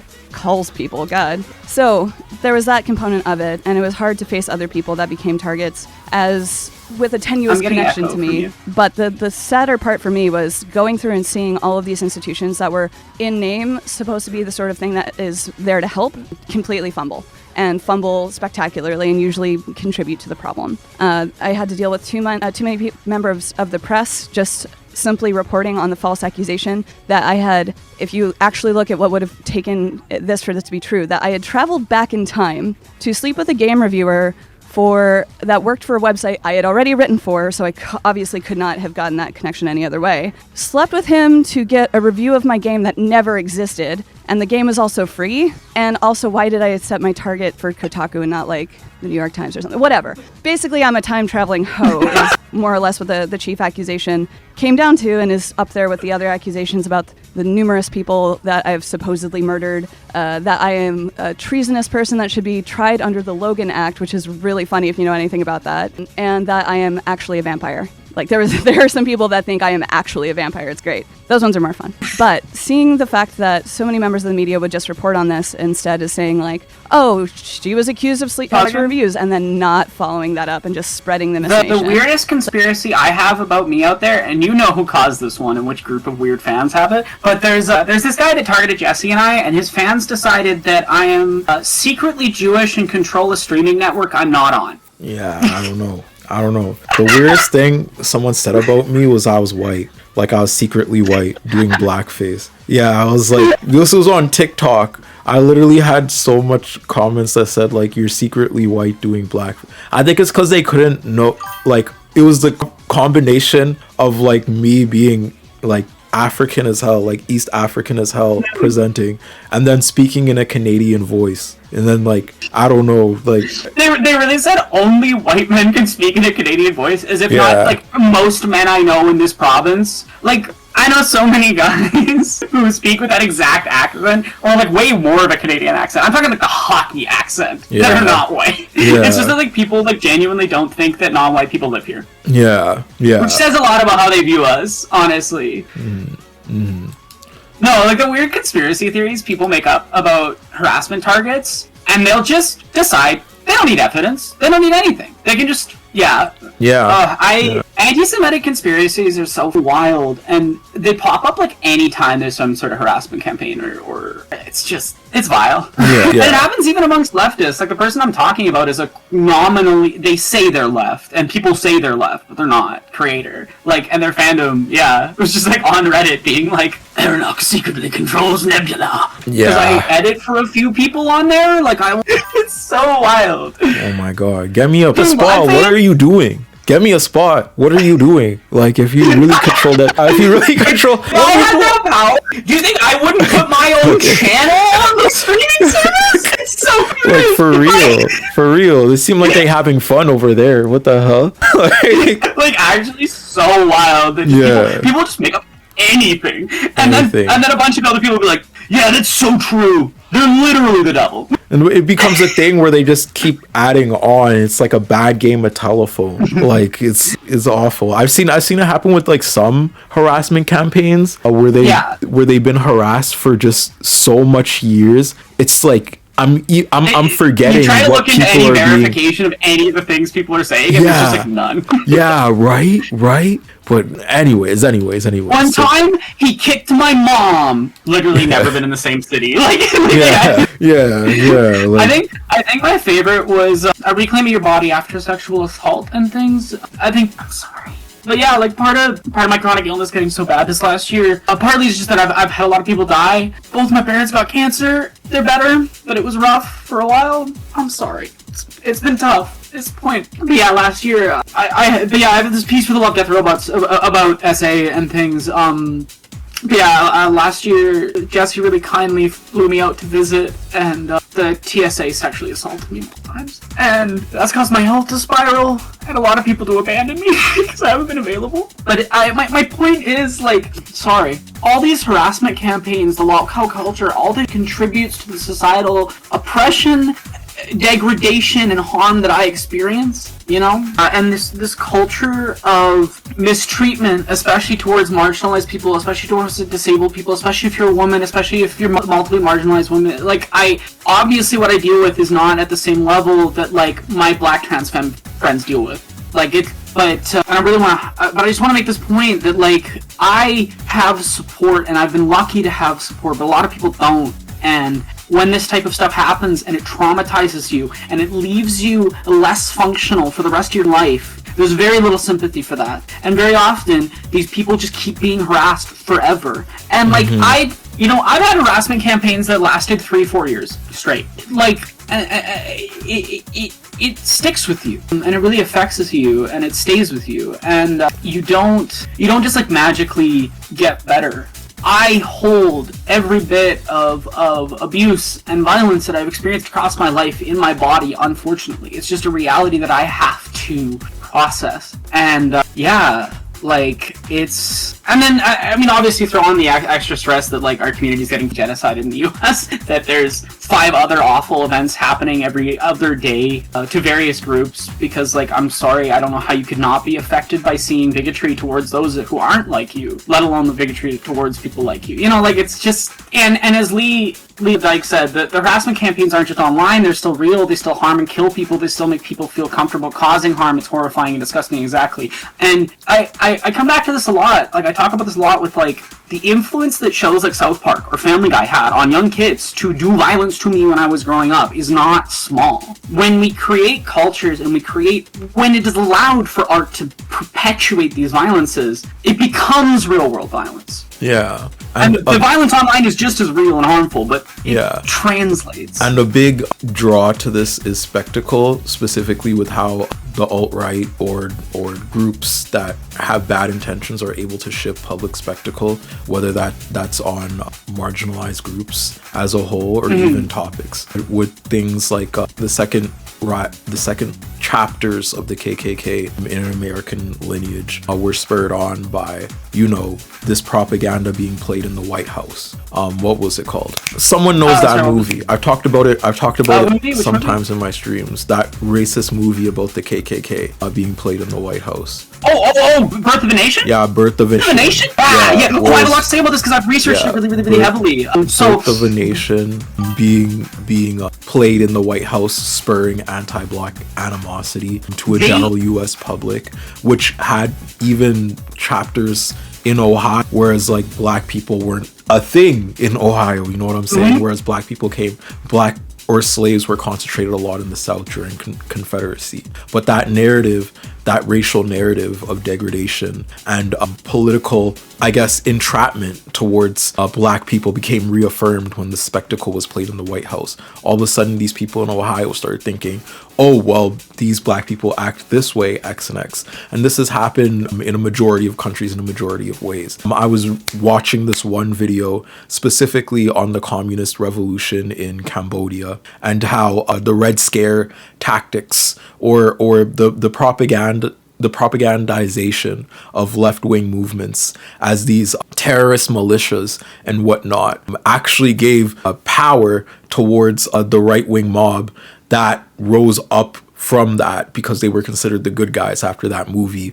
was popularized in a public spectacle in Cambodia. And I just want to say this is a very real tactic. But yeah, keep going. To touch back on the direct effects of media into violence, let's be very clear about this. Every historian agrees that the reason the KKK was revived and continues to exist is the effect of Birth of a Nation. It is an extremely well-documented fact that Birth of a Nation alone was able to, and let's be clear that didn't mean that it created racists, it means that it galvanized and organized them. Let's be clear, that racism was already happening, but it revived it, right? Like, it revived the group. It revived the organizational structure. And I have this entire video about Death at the Author that dives into this, and it's why I researched this, and I would really recommend, I'm going to go find the exact source from that video, but there's a specific article from a really, really phenomenal professor whose name I am unfortunately blanking on right now, about the history behind, I'm just pulling up my sources document, sorry, the history behind it and like how it's still reflecting today, to this moment. So it should be, it's the article is from NPR. It's called 100 Years Later, What's the Legacy of Birth of a Nation? It was written by like a group of the staff, but it mainly highlights the words and statements of, where's the professor? I want to find him because he's great, and what he has to say about this is really, really, Todd Boyd. Todd Boyd, he, at the time of the article, was the University of Southern California, like, cinematic arts professor, but he touches on, like, how Birth of a Nation still gets taught in universities to this day, and I'm sorry, but, like, I don't think you can neutrally present and go, we should just ratify it for its filming excellence. A film that revived the KKK, but that's what happened. And yeah, Leila Dyke just said, you've been talking a lot on Blue Sky recently about how the New York Times affirms and approves genocides. I think a similar idea might apply here. Absolutely. All these things normalize and create an environment where this type of bigotry and hate is acceptable. Like, people want to believe that we aren't influenced by the words and things we hear, but we are. We really are. We're social beings. And when we spread art that creates hate, lolcow culture is just the modern birth of a nation. Like, just as racist, just as sexist, just as built on spreading hate and creating places like Kiwi Farms. All right, I'm going to click play on this video. You ready? Okay, I'm ready. 3, 2, 1. It's like you could finish the sentence and say that the never happened. The never happened part seems kind of important, but what do I know? I'm just a time-traveling vampire hoe. Seeing big tech industries and people that I talked to that were in positions to help, that could press a button and make stuff actually not suck, go, well, I don't know about this. This death threat doesn't say what weapon they'd use to kill you. So, it's not actually a terms of service violation. But I'm sorry, we have to get back to shutting down anybody who posts a GIF of the Olympics immediately. My bad. And unfortunately, I decided to try to do something with law enforcement against my better judgment after they were brigading the IRS with false reports of tax fraud to get me audited. I'm like, okay, well, I probably need a paper trail in case this actually happens. And, it was like a constant state of shock at finding out how much of this worked. Intel pulled ads from a blog that had nothing to do with any of this because somebody said games are really broad and there's no one gamer identity anymore because there's too many people who play games now, and that's great. This got turned into this weird, they're saying gamers are dead. They're literally someone's like, they're literally killing us now. It's like, no, it's a good thing that more, whatever. So major companies like Intel and Mercedes-Benz and all of these people who should know better were bending the knees. So it kept being like, oh, okay. The people there's one thing to get mad at the baby that's driving your car. It's another thing to be mad at the person who gave them the keys in the first place. And then they're not taking it away. And the most shocking thing to me was while I did go the law enforcement route, was I knew things were bad, but I didn't know how bad, because I'm still an easy victim for that system to support. I'm a younger white woman that's that's a home run for them in terms of what they think a victim looks like. But even then, it was still that same old systemic, she was asking for it, and also we didn't actually do it, but also she was asking for it. I mean, have you looked at her? In addition to the fact that I went up to get this restraining order against my ex because he was talking about doing a sequel, because going on and encouraging them for the entirety of it while saying harassment is bad, but here's I just want to pause really quick and say something about that, whereas we'll probably have a longer stream about that, specifically surrounding around Alyssa Liu. But that same aspect of fetishizing alt women as women who quote unquote want it, you know what I mean? Hypersexualizing marginalized people, placing them to gaslight them when you fetishize them. You know what I mean? It's a very weird thing. Sorry, I just wanted to say that. Okay.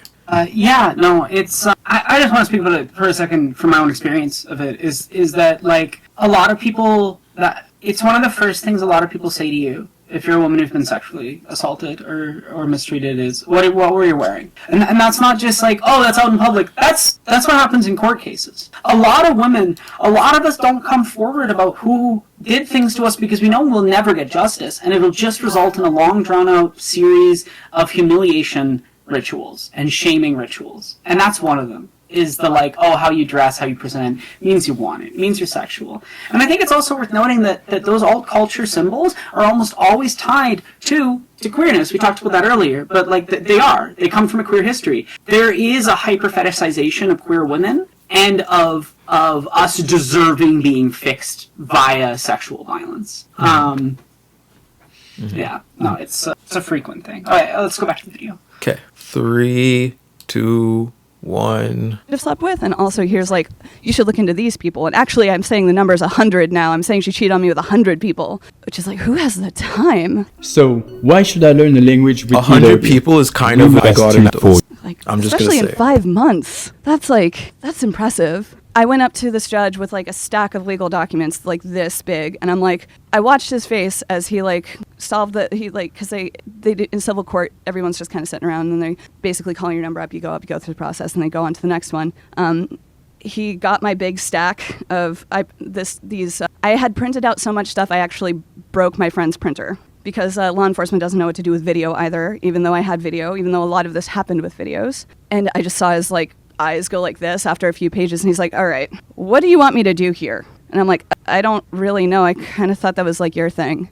and he had basically taken what I had said verbatim and written it as a special clause into the restraining order, which, if you know anything about the legal system, that is a really bad move. Hi, game developer who's like shaking and freaked out and is like holding a stack of death threats. Come up with complex free speech regarding legal terms on the spot. Also, we're not going to tell you. I thought he would translate it into like legalese or know anything, and that was not the case. And that restraining order meant that I was having court battles with my ex for 2 years. Even though the restraining order, the maximum that you can get in Massachusetts is 1, it was still that full time plus another year of having to fight this thing. That was the opposite of what I wanted. Like, I didn't want to see him anymore. But regardless, I could fill a number of books with just the blow-by-blow ridiculous anecdotes of stuff that happened. And especially since it's the internet, and especially because it became this pop culture thing, you know, like there's so much, it was like kind of hard to write this because it's like, do I talk about the time that a First Amendment attorney turned juice salesman who thinks his semen is literally magic spent 5 figures on a private detective to follow me and my boyfriend at the time? Or do I talk about the time that the Disturbed's lead singer, David Draymond, ruined my breakfast? All of these things sound ridiculous when I say it out loud like that, but then again, how many people have a breakup so bad the UN has to get involved and it helps usher in fascism? Regardless, that's not what this book is, though. I decided to write this book partially after loudly on Twitter enough that someone noticed and was like, no, you should actually write that book, though. But mainly because, I'm still an engineer at heart. And when I have to do something over and over and over, I'm like, can I automate this? That would be better. Can I get a robot to do this for me? So it seemed easier for me to just put it all in dead tree format. Because if nothing else, it became so apparent to me that what happened to me was not at all uncommon. And yes, how it blew up and the historical role that it played is weird.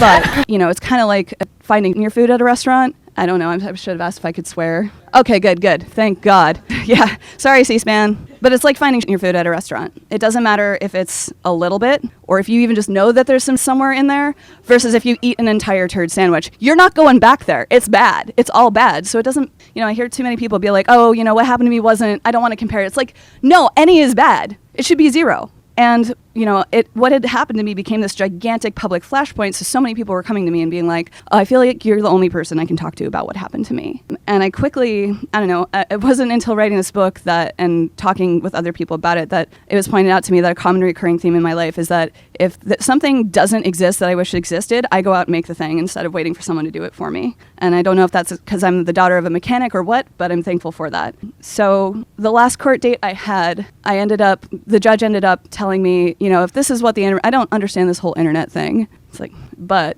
if this is what it's like, you should just go offline. And I'm like, I'm an independent game developer. There's no offline version of that. You're essentially asking me to give up my career. And he said on his way out the door, like looking back, was like, you're a smart young kid, find a new career. So I did. I started a grassroots organization after 7 months of this, during which I'd been unable to go home. There were people outside of my house, like, waiting for me. And you kind of have to play this Schrodinger's Nazi thing. It's like, are they just some edgy Hot Topic asshole, or are they Elliot Rodger because they sound the same online? And I was tired of watching, I'm a game designer, I think in systems. And so the systemic failure was so obvious to me and became so predictable that even early on when other people were becoming targeted, we're like, we know what's going to happen. I found their IRC channels that they were coordinating a lot of the attacks in because I was a channer when I was younger too. I know what all of this feels like, where all of this comes from. I was super into hacktivism. I was one of those assholes that it's like, yeah, let's get Scientology when I was a teenager. So it's like, I know that the illegal happens in IRC. So I sat there and I monitored and I recorded it for weeks. And I got in front of the next targets every time I could and warned them in advance. You should lock down this, and this. They're probably going to do that next. Don't do this because that's like a way that they got my dad's phone number. Let's fix you up. And this turned into formalizing that to help more people other than people who were just targeted for a loose association of being suspected of maybe being in a room with me once, became Crash Override. And it's like, okay, how do we build the solution to or a solution? Because there's no one. And it's like, okay, we got to make sure that what we create can't be used to abuse other people. Because that was a big component of what happened to me, is stuff that's supposed to help ends up being used against you. So it's like, okay. I can turn your wildest ideas into a song. Just describe it in a few words, choose a style, and let Mareka V. Now let's craft it around consent and involvement of the person targeted, because that's the most important thing. The first thing that happens is you feel like you've completely lost control. And there's nothing that you can do better than to return some level of control back to someone's life in that case. So there's no one size fits all. Like any response emotionally, any desires that you have to this stuff are valid. It doesn't matter if you want to hide. It doesn't matter if you want to speak out. Both of those are completely valid. And it makes me a little bit upset when people are like, it's so brave that you stood and fought. I'm like, I don't know. It was kind of stubborn, and I don't think it's not brave to be like this. I'm out. That just means that you can look at your own life and say, I actually do deserve better than this. So we would figure out what this person's end goal was and then work backwards for how we can achieve this. And every time we found ourselves having the same conversations over and over with people affected, we would try to, again, do that automation thing, write a guide, I'd use the same tools that I used to make games to make an interactive checklist of like locking down, because it's like so many people don't understand that when you're targeted, it's so much work. Like even just bagging and tagging, if you want to do that, or filling out reports, it's like work. And making that easier for people to do was like super important. And we found better success rates if it was like, here are small things that you can do in a row. Here's a number that goes up when you do it, because our brains like that. And it's all here, and you don't have to talk to another person when you're probably freaked out and don't want to talk to anybody anymore. And a big thing we did was try to act as an intermediary between these giant institutions that I was very mad at and the people that were actually affected. And so someone would come to us and say, this is happening to me here. I'm like, okay, have you filled out a report? Do you want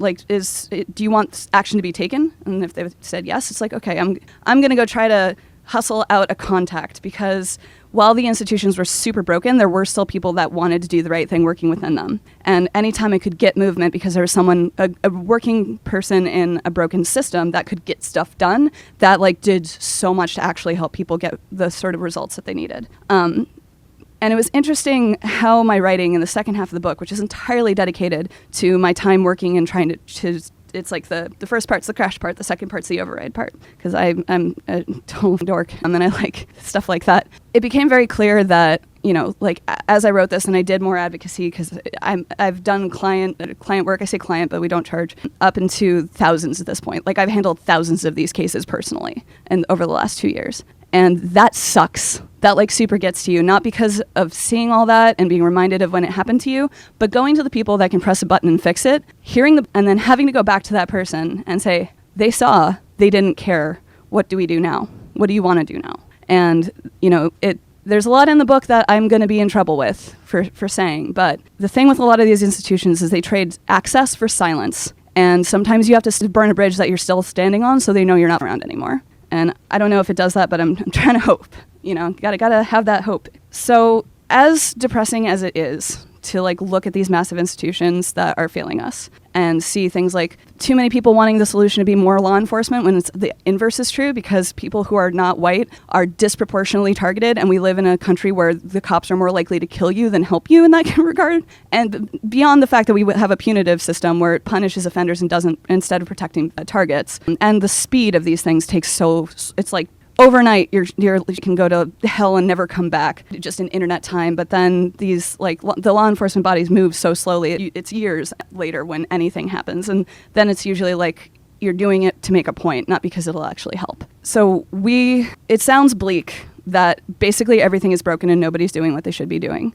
But the inverse is true too, if you think about it. Because we do not have to wait for institutions, and we should not. This is so true. Like, being victimized in that way is very, very isolating. A lot of people don't understand it. A lot of people don't want to understand it. And a lot of people just do, as she says, like, oh, just get offline, you know? And these institutions do, if they ever move so slow, and they don't care about you as an individual. They don't care about people in general. And it creates this dynamic where you're very isolated, and having systems in place that look after each other. And what she's saying here doesn't just apply to this context, it applies to many contexts. It's what we see in Minneapolis, right? And that is still happening. A lot of people are pretending, because the news orgs stopped caring about it, that like Minneapolis isn't still being targeted by ICE. It is. I have friends that live there that are still participating in these organizing actions, but it truly is just like, almost always you can do a lot more for your community directly than any of these institutions ever will, if they'd ever do anything. I just want to kind of I want to highlight that is not just one situation, all situations. Very important to make. And I like the fact that she kind of talked about the just hop off line clause, because that just means you're capitulating to fascists. You know what I mean? Like, you're just saying, let it happen, right? Like,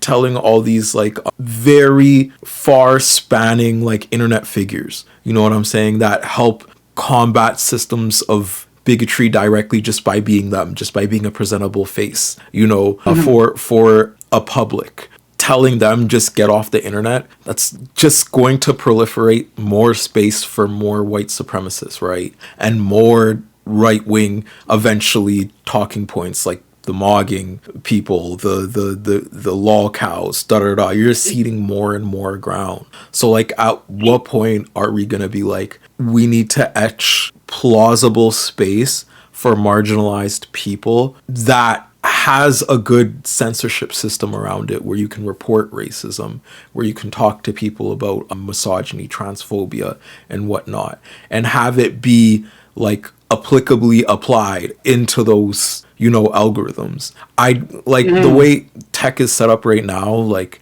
you know, Twitter, Meta, and Snapchat owning almost everything. It kind of seems like impossible, but the fact of the matter is we are going to need those spaces for marginalized people in some way, you know. And that's the sad part about the internet, that they're just not there.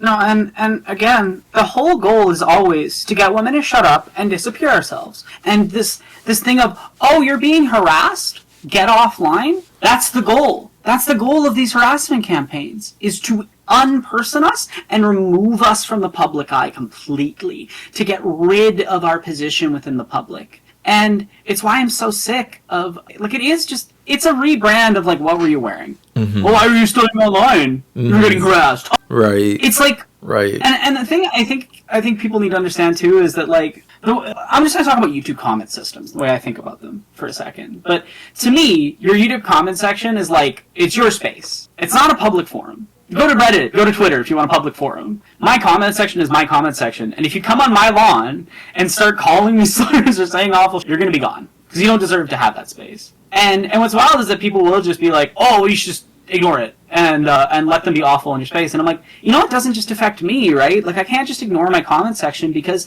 the 15-year-old trans person there's been a lot of teenage trans people that have reached out to me, but I think about those people, those teenage trans people that follow me, and I think about them going into the comment section and looking at newest. I do not want them seeing that. I don't want them to go into my space and see horrific bigotry that hurts them, that traumatizes them, as we've talked about. Like, slurs, bigotry, all this stuff is physically traumatizing. That is not an opinion. It is a well-documented aspect of how bigotry affects you. And Dr. Deadwood said, why is the internet allowed? Why is the internet allowed if you think there's something inherent that should be violent towards marginalized people? Well, I feel like the inherence of that violence on the internet is allowable because that inherence of violence is allowable on a day-to-day basis. You know what I'm saying? It's not like this thing of, like, yeah, it's not like exceptional. Yeah, it's just society. It's not like homophobia hasn't been a thing that's been ingrained in different communities and different commonalities in different ways since the beginning of the Americas. You know what I'm saying? Like, it's not like the aspect of masculinity and femininity, feminine projection, masculine projection being shifted throughout time to display a public spectacle that fit the material reality of what was going on isn't a real thing. It is a real thing, right? Like, the fact that when work culture was happening, the men of spectacle were men in suits and ties, right? Which symbolized something. While at the same time, the material everyday reality was basically telling men to take on these jobs in order to procure or secure an American dream, which, you know, doesn't really ever happen. Stay stagnant. Billionaires get more billions of dollars. But that aspect of masculine and feminine placement has changed over the years. And when we're talking about the modern day aspects of feminine art that we quote unquote like praise in the algorithm that gets the most likes and whatnot, a lot of them are from a minority of femme women who cater to a misogynistic landscape that degrades other femmes around them. You know what I mean? And it's also worth, like, noting, like, when people are participating in systems that harm them, like, that's not, like, it's up and it's not okay of them, but, like, remember every time you encounter that, like, that person's being harmed. Yeah. They're participating in their own harm. really. Yeah. And like have some, like, I'm not saying forgive them or anything. It's not forgivable, but just I'm always just of the opinion of most of the time when I see like bigoted other marginalized people, like people who are being pick-me's or whatever. It's like it just depresses me. Yeah. Just because it's like, damn, you picture it hate like yourself this. so much that you make it everyone else's problem. Yeah, but there's so much incentive, right, to respectability politics, even online, that of course those people are the most forefront of the screen, right? When you're broadcasting to a wider audience, a wider public, it's just more likely a wider public is going to click on a token from a space that portrays a certain view that they want to hear, more so in a way that is digestible to them. And that's just actual content creation if we're getting into it. Like, yeah.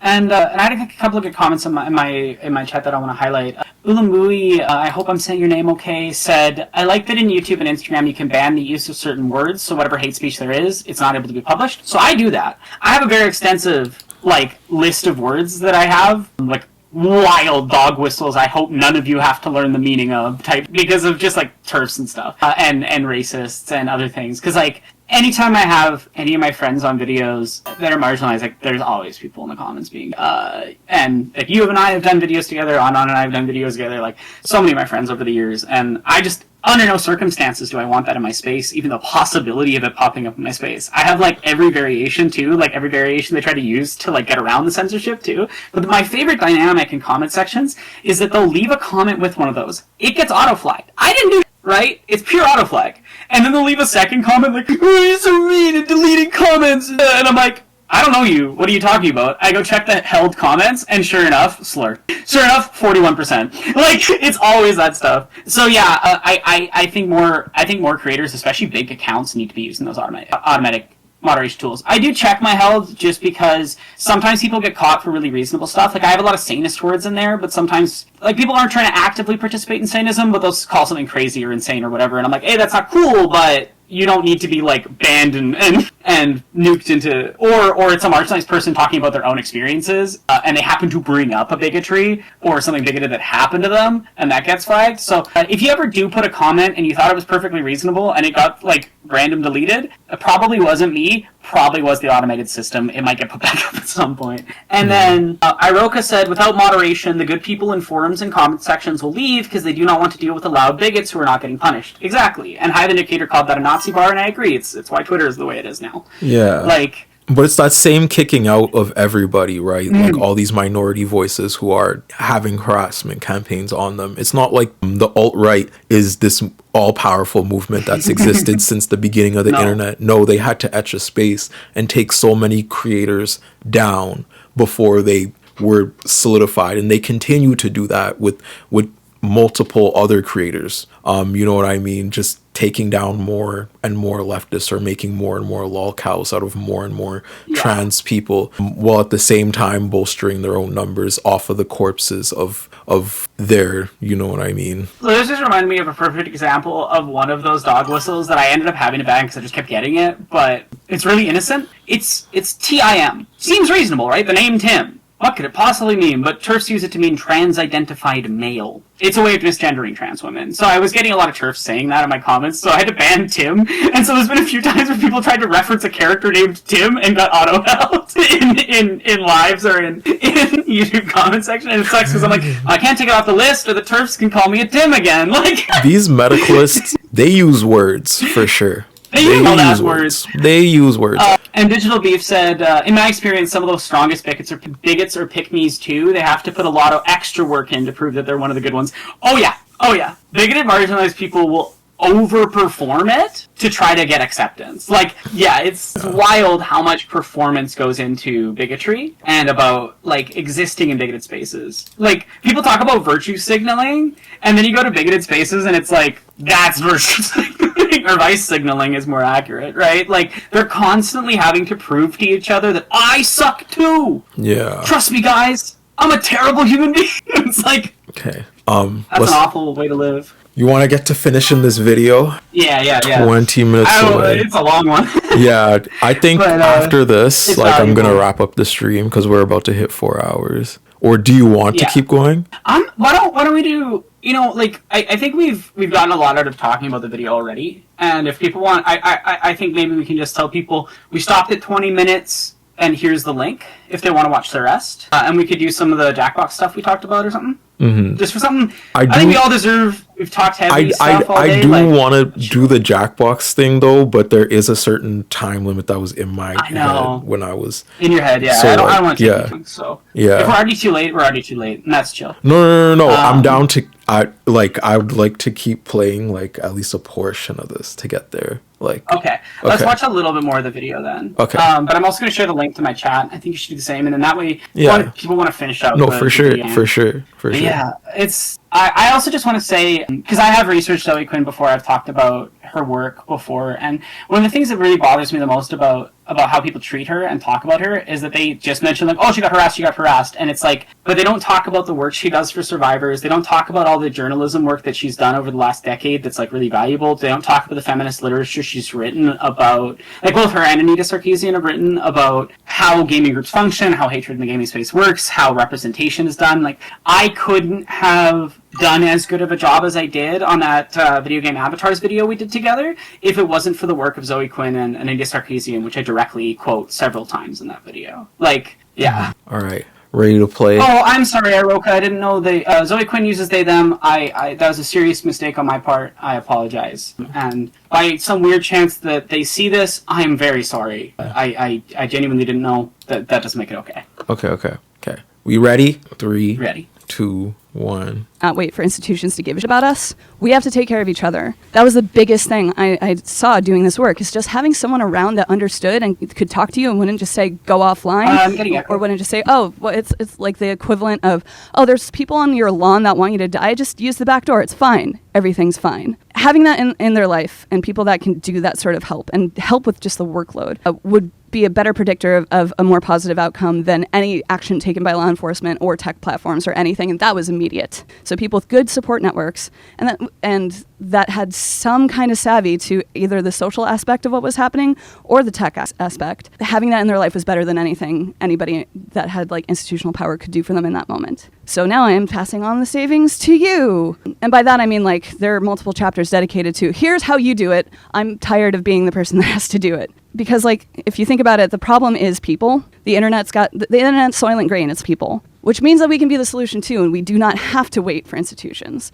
Because if nothing else, at least the trash fire of this current election, I feel like it's harder than ever for people to deny that it's broken. And we got to take care of each other. And it's just like, okay, how do we teach people that are new with that how to come on board? How do we do that with like an eye towards restorative justice instead of like recreating punitive systems that end up just shuffling around harm? How do we do this in a way that minimizes compassion fatigue, which is like a term, but you know exactly what I mean when I say it. It's I have a 134 IQ. I make less money than friends who barely passed high school. Here's what I finally discovered. Last week. Yeah, basically we are both the solution and the problem. And the thing is, the heavy lifting on fixing broken systems almost always falls to the people actually being harmed by them. And that needs to change. It has to be everybody. It's an everybody problem. Sometimes that means having to take aside an uncle at Christmas and be like, look, you're being... Sometimes that means being the friend they talk to. Sometimes it means just not doing things like spreading misinformation before checking it, especially because that's such a huge thing now and people are more aware of it. All of these things are doable, though. They're doable and it's stuff that we can do today. It's not something that we have to wait for a cultural shift for. It's not something that we can put off and say is someone else's problem. That's something we can do today and now. And so, I want to see a future where we're all actively in this together instead of just we are in this together regardless whether we like it or not. But we accept that responsibility and we are our brothers and sisters and siblings keepers. And the people that are targeted are not basically forced into activism and forced out of whatever they were doing before that, and they get that humanity back. Because it's like a full-time job being targeted. If you try to do anything else, it follows you there. If you try to do anything else, the reputation follows you there. That was a big thing that I was super worried about with this book. Because it's like, I want the Gamergate thing to be a footnote. Because at my heart, I'm still like, if a centaur, the bottom part was dad jokes, and the top part was like butt jokes, that's me. Like, I'm not fit for public consumption in this way. I was never trying to be like some Clinton or anybody in the public eye. Like, I'm like, no.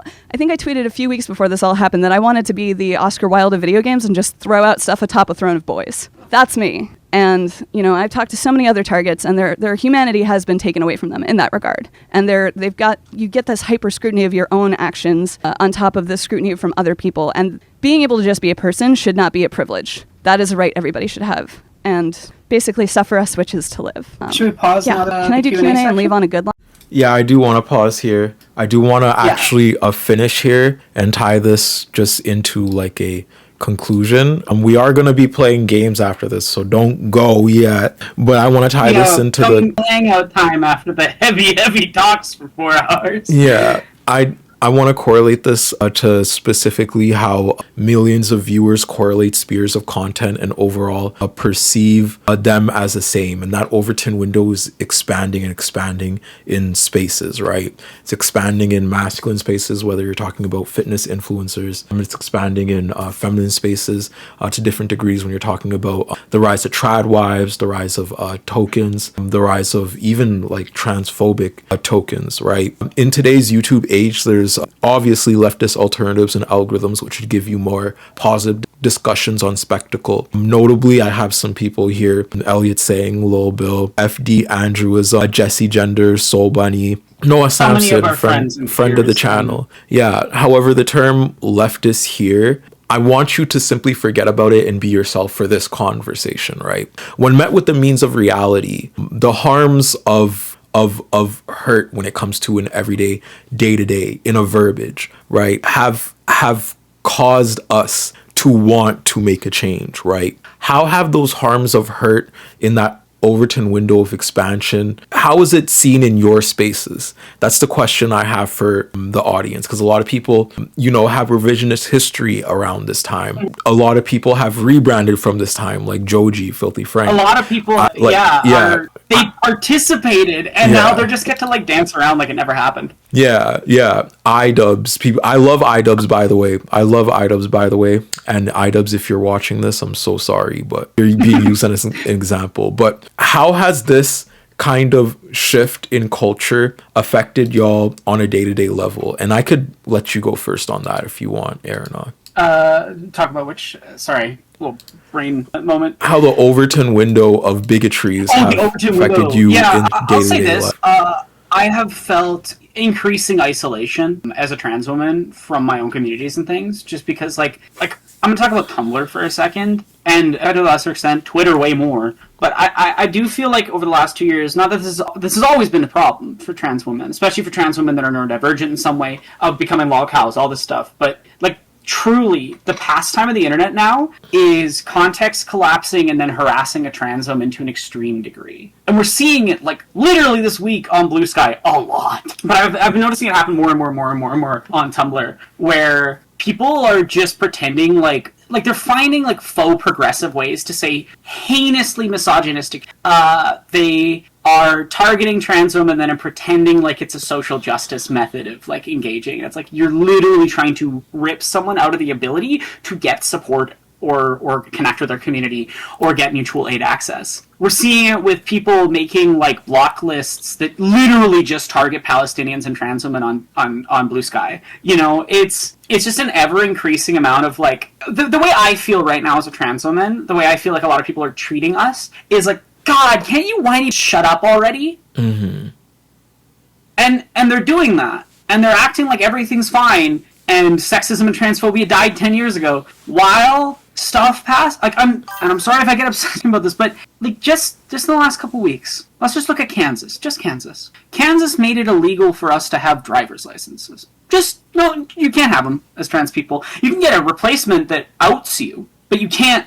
All your driver license, which means that, hey, guess what? Really easy to arrest us, right? Really easy to illegalize us just like literally driving on the road. Oh, okay. So what happens when we get arrested? We get thrown in the prisons. We don't want to know what happens in the prisons now? They've legalized experimenting on us. They legalized that. They are literally, not that we haven't always been treated like garbage in prisons, and I will talk about V-coding in a second, but like they are literally right now increasing ways to literally just arrest us for existing in public, going to the bathroom, driving, all these things, right? All these different states and things are passing stuff that makes it so they can arrest trans women. They are trying to pass stuff that literally makes it so us existing in public counts as sexual assault. So so we can be then put in the most extreme forms of prison, right? Where we can then be detransitioned and experimented on. And I don't know if a lot of people, like, people don't talk about this, but trans women, if we get put in prisons, experience something called V-coding. I can only talk about this in a very loose terms online, because just discussing what it actually is would probably get this video, like, demonetized, blocked, everything. Yeah. But basically, a trans woman gets forcibly used as a sexual plaything for all the men in the prison. That's what they do to us when we go in prisons. I live with existential, horrific fear that because I can't afford to get a gender change, if anything ever happens to put me in jail, like, and again, shit can just happen to you because you're a trans woman, not because you've actually done anything. Look at how the laws are changing to make it illegal for us to exist, right? It can just happen, right? So then we get thrown in the prisons, and we get repeatedly, I can't say the word out loud because the platform won't allow it. Great censorship, right? But people can call for that happening to me on these platforms, and they won't get banned. You know? And while that's all happening, everyone in progressive spaces is like just increasingly treating trans women like awful, annoying, whiny for talking about how we're getting treated, about the extreme misogyny we're getting treated with. If I have to see one more person trying to argue that misandry is a real major problem for society and that misogyny barely exists anymore, I'm gonna lose my mind. Because it hurts. It's exhausting trying to constantly convince your own community that the harassment and mistreatment you experience is okay. I know. And people love to do this thing when you talk about it, they're like, oh, just get offline then. Do you want to know how many trans women I know that are getting constantly mistreated in organizing spaces, IRL? It's not small, and it ain't new. A lot of trans women go into organizing, do a ton of really good stuff, and they get dumped and dropped, and then the things that we were organizing fall apart because we're not there to do it. It happens all the time.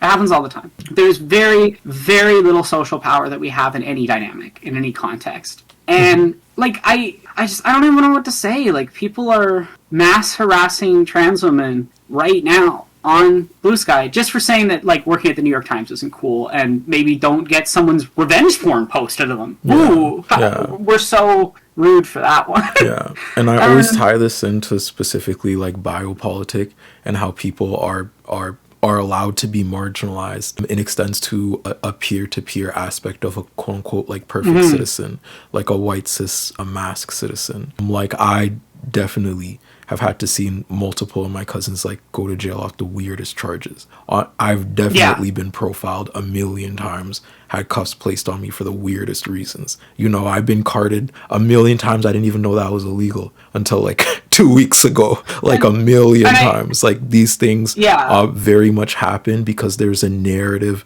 reality that allows those functions to take place, that allows those predictable methods of victimization that we feel is marginalized people to happen in reality, right? And that's something I want to relate to the audience too, that the spectacle of narrative reality is so powerful, right? Like, the aspect of lol cow culture isn't just this little separate thing. No, it's something that gets fascists elected. It's something that instills very real harmful policies. It's something that will continue to degrade and marginalize people on further boundaries and extends to a biopolitic, to a white cis man, right? Like, yeah. Yeah, and I want to be abundantly clear that, like, all of these systems affect people who are multiply marginalized more. Like, trans women who look like me were being harmed, but not to the same degree or frequency that our black trans sisters, our indigenous trans sisters, our Latina trans sisters are experiencing.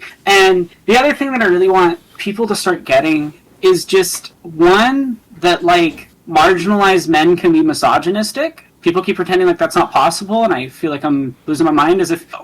Or vice versa, like people trying to pretend like white trans women can't be racist. There's plenty of white trans women that are very racist, and it's a huge problem, and it's been something I've been talking about since my Matrix video on YouTube, and been talking about on Twitter since I was on Twitter. Like, I have pissed off other trans people for talking about the racism in our community many a time, because people just don't want to talk about intersectionality, and they don't, it bothers me. It bothers me. Being marginalized doesn't magically make you morally good. Being marginalized doesn't make you incapable of perpetuating the systems around us that harm us. And all of us, everyone has to keep continuously trying to deconstruct the ideology that has been beamed at us since the moment we were born. Because the moment we're born, we start inheriting these ideologies and practices of bigotry. whether we want it or not. And you're not immune to propaganda. You're not special. You probably unconsciously believe, like, there's times where I'll find out something new and it's not like obvious how the thing was bigoted, but the misinformation, like, common thing is bigoted, and you have to, like, really dig into some specific history to even learn those facts or to really understand those facts.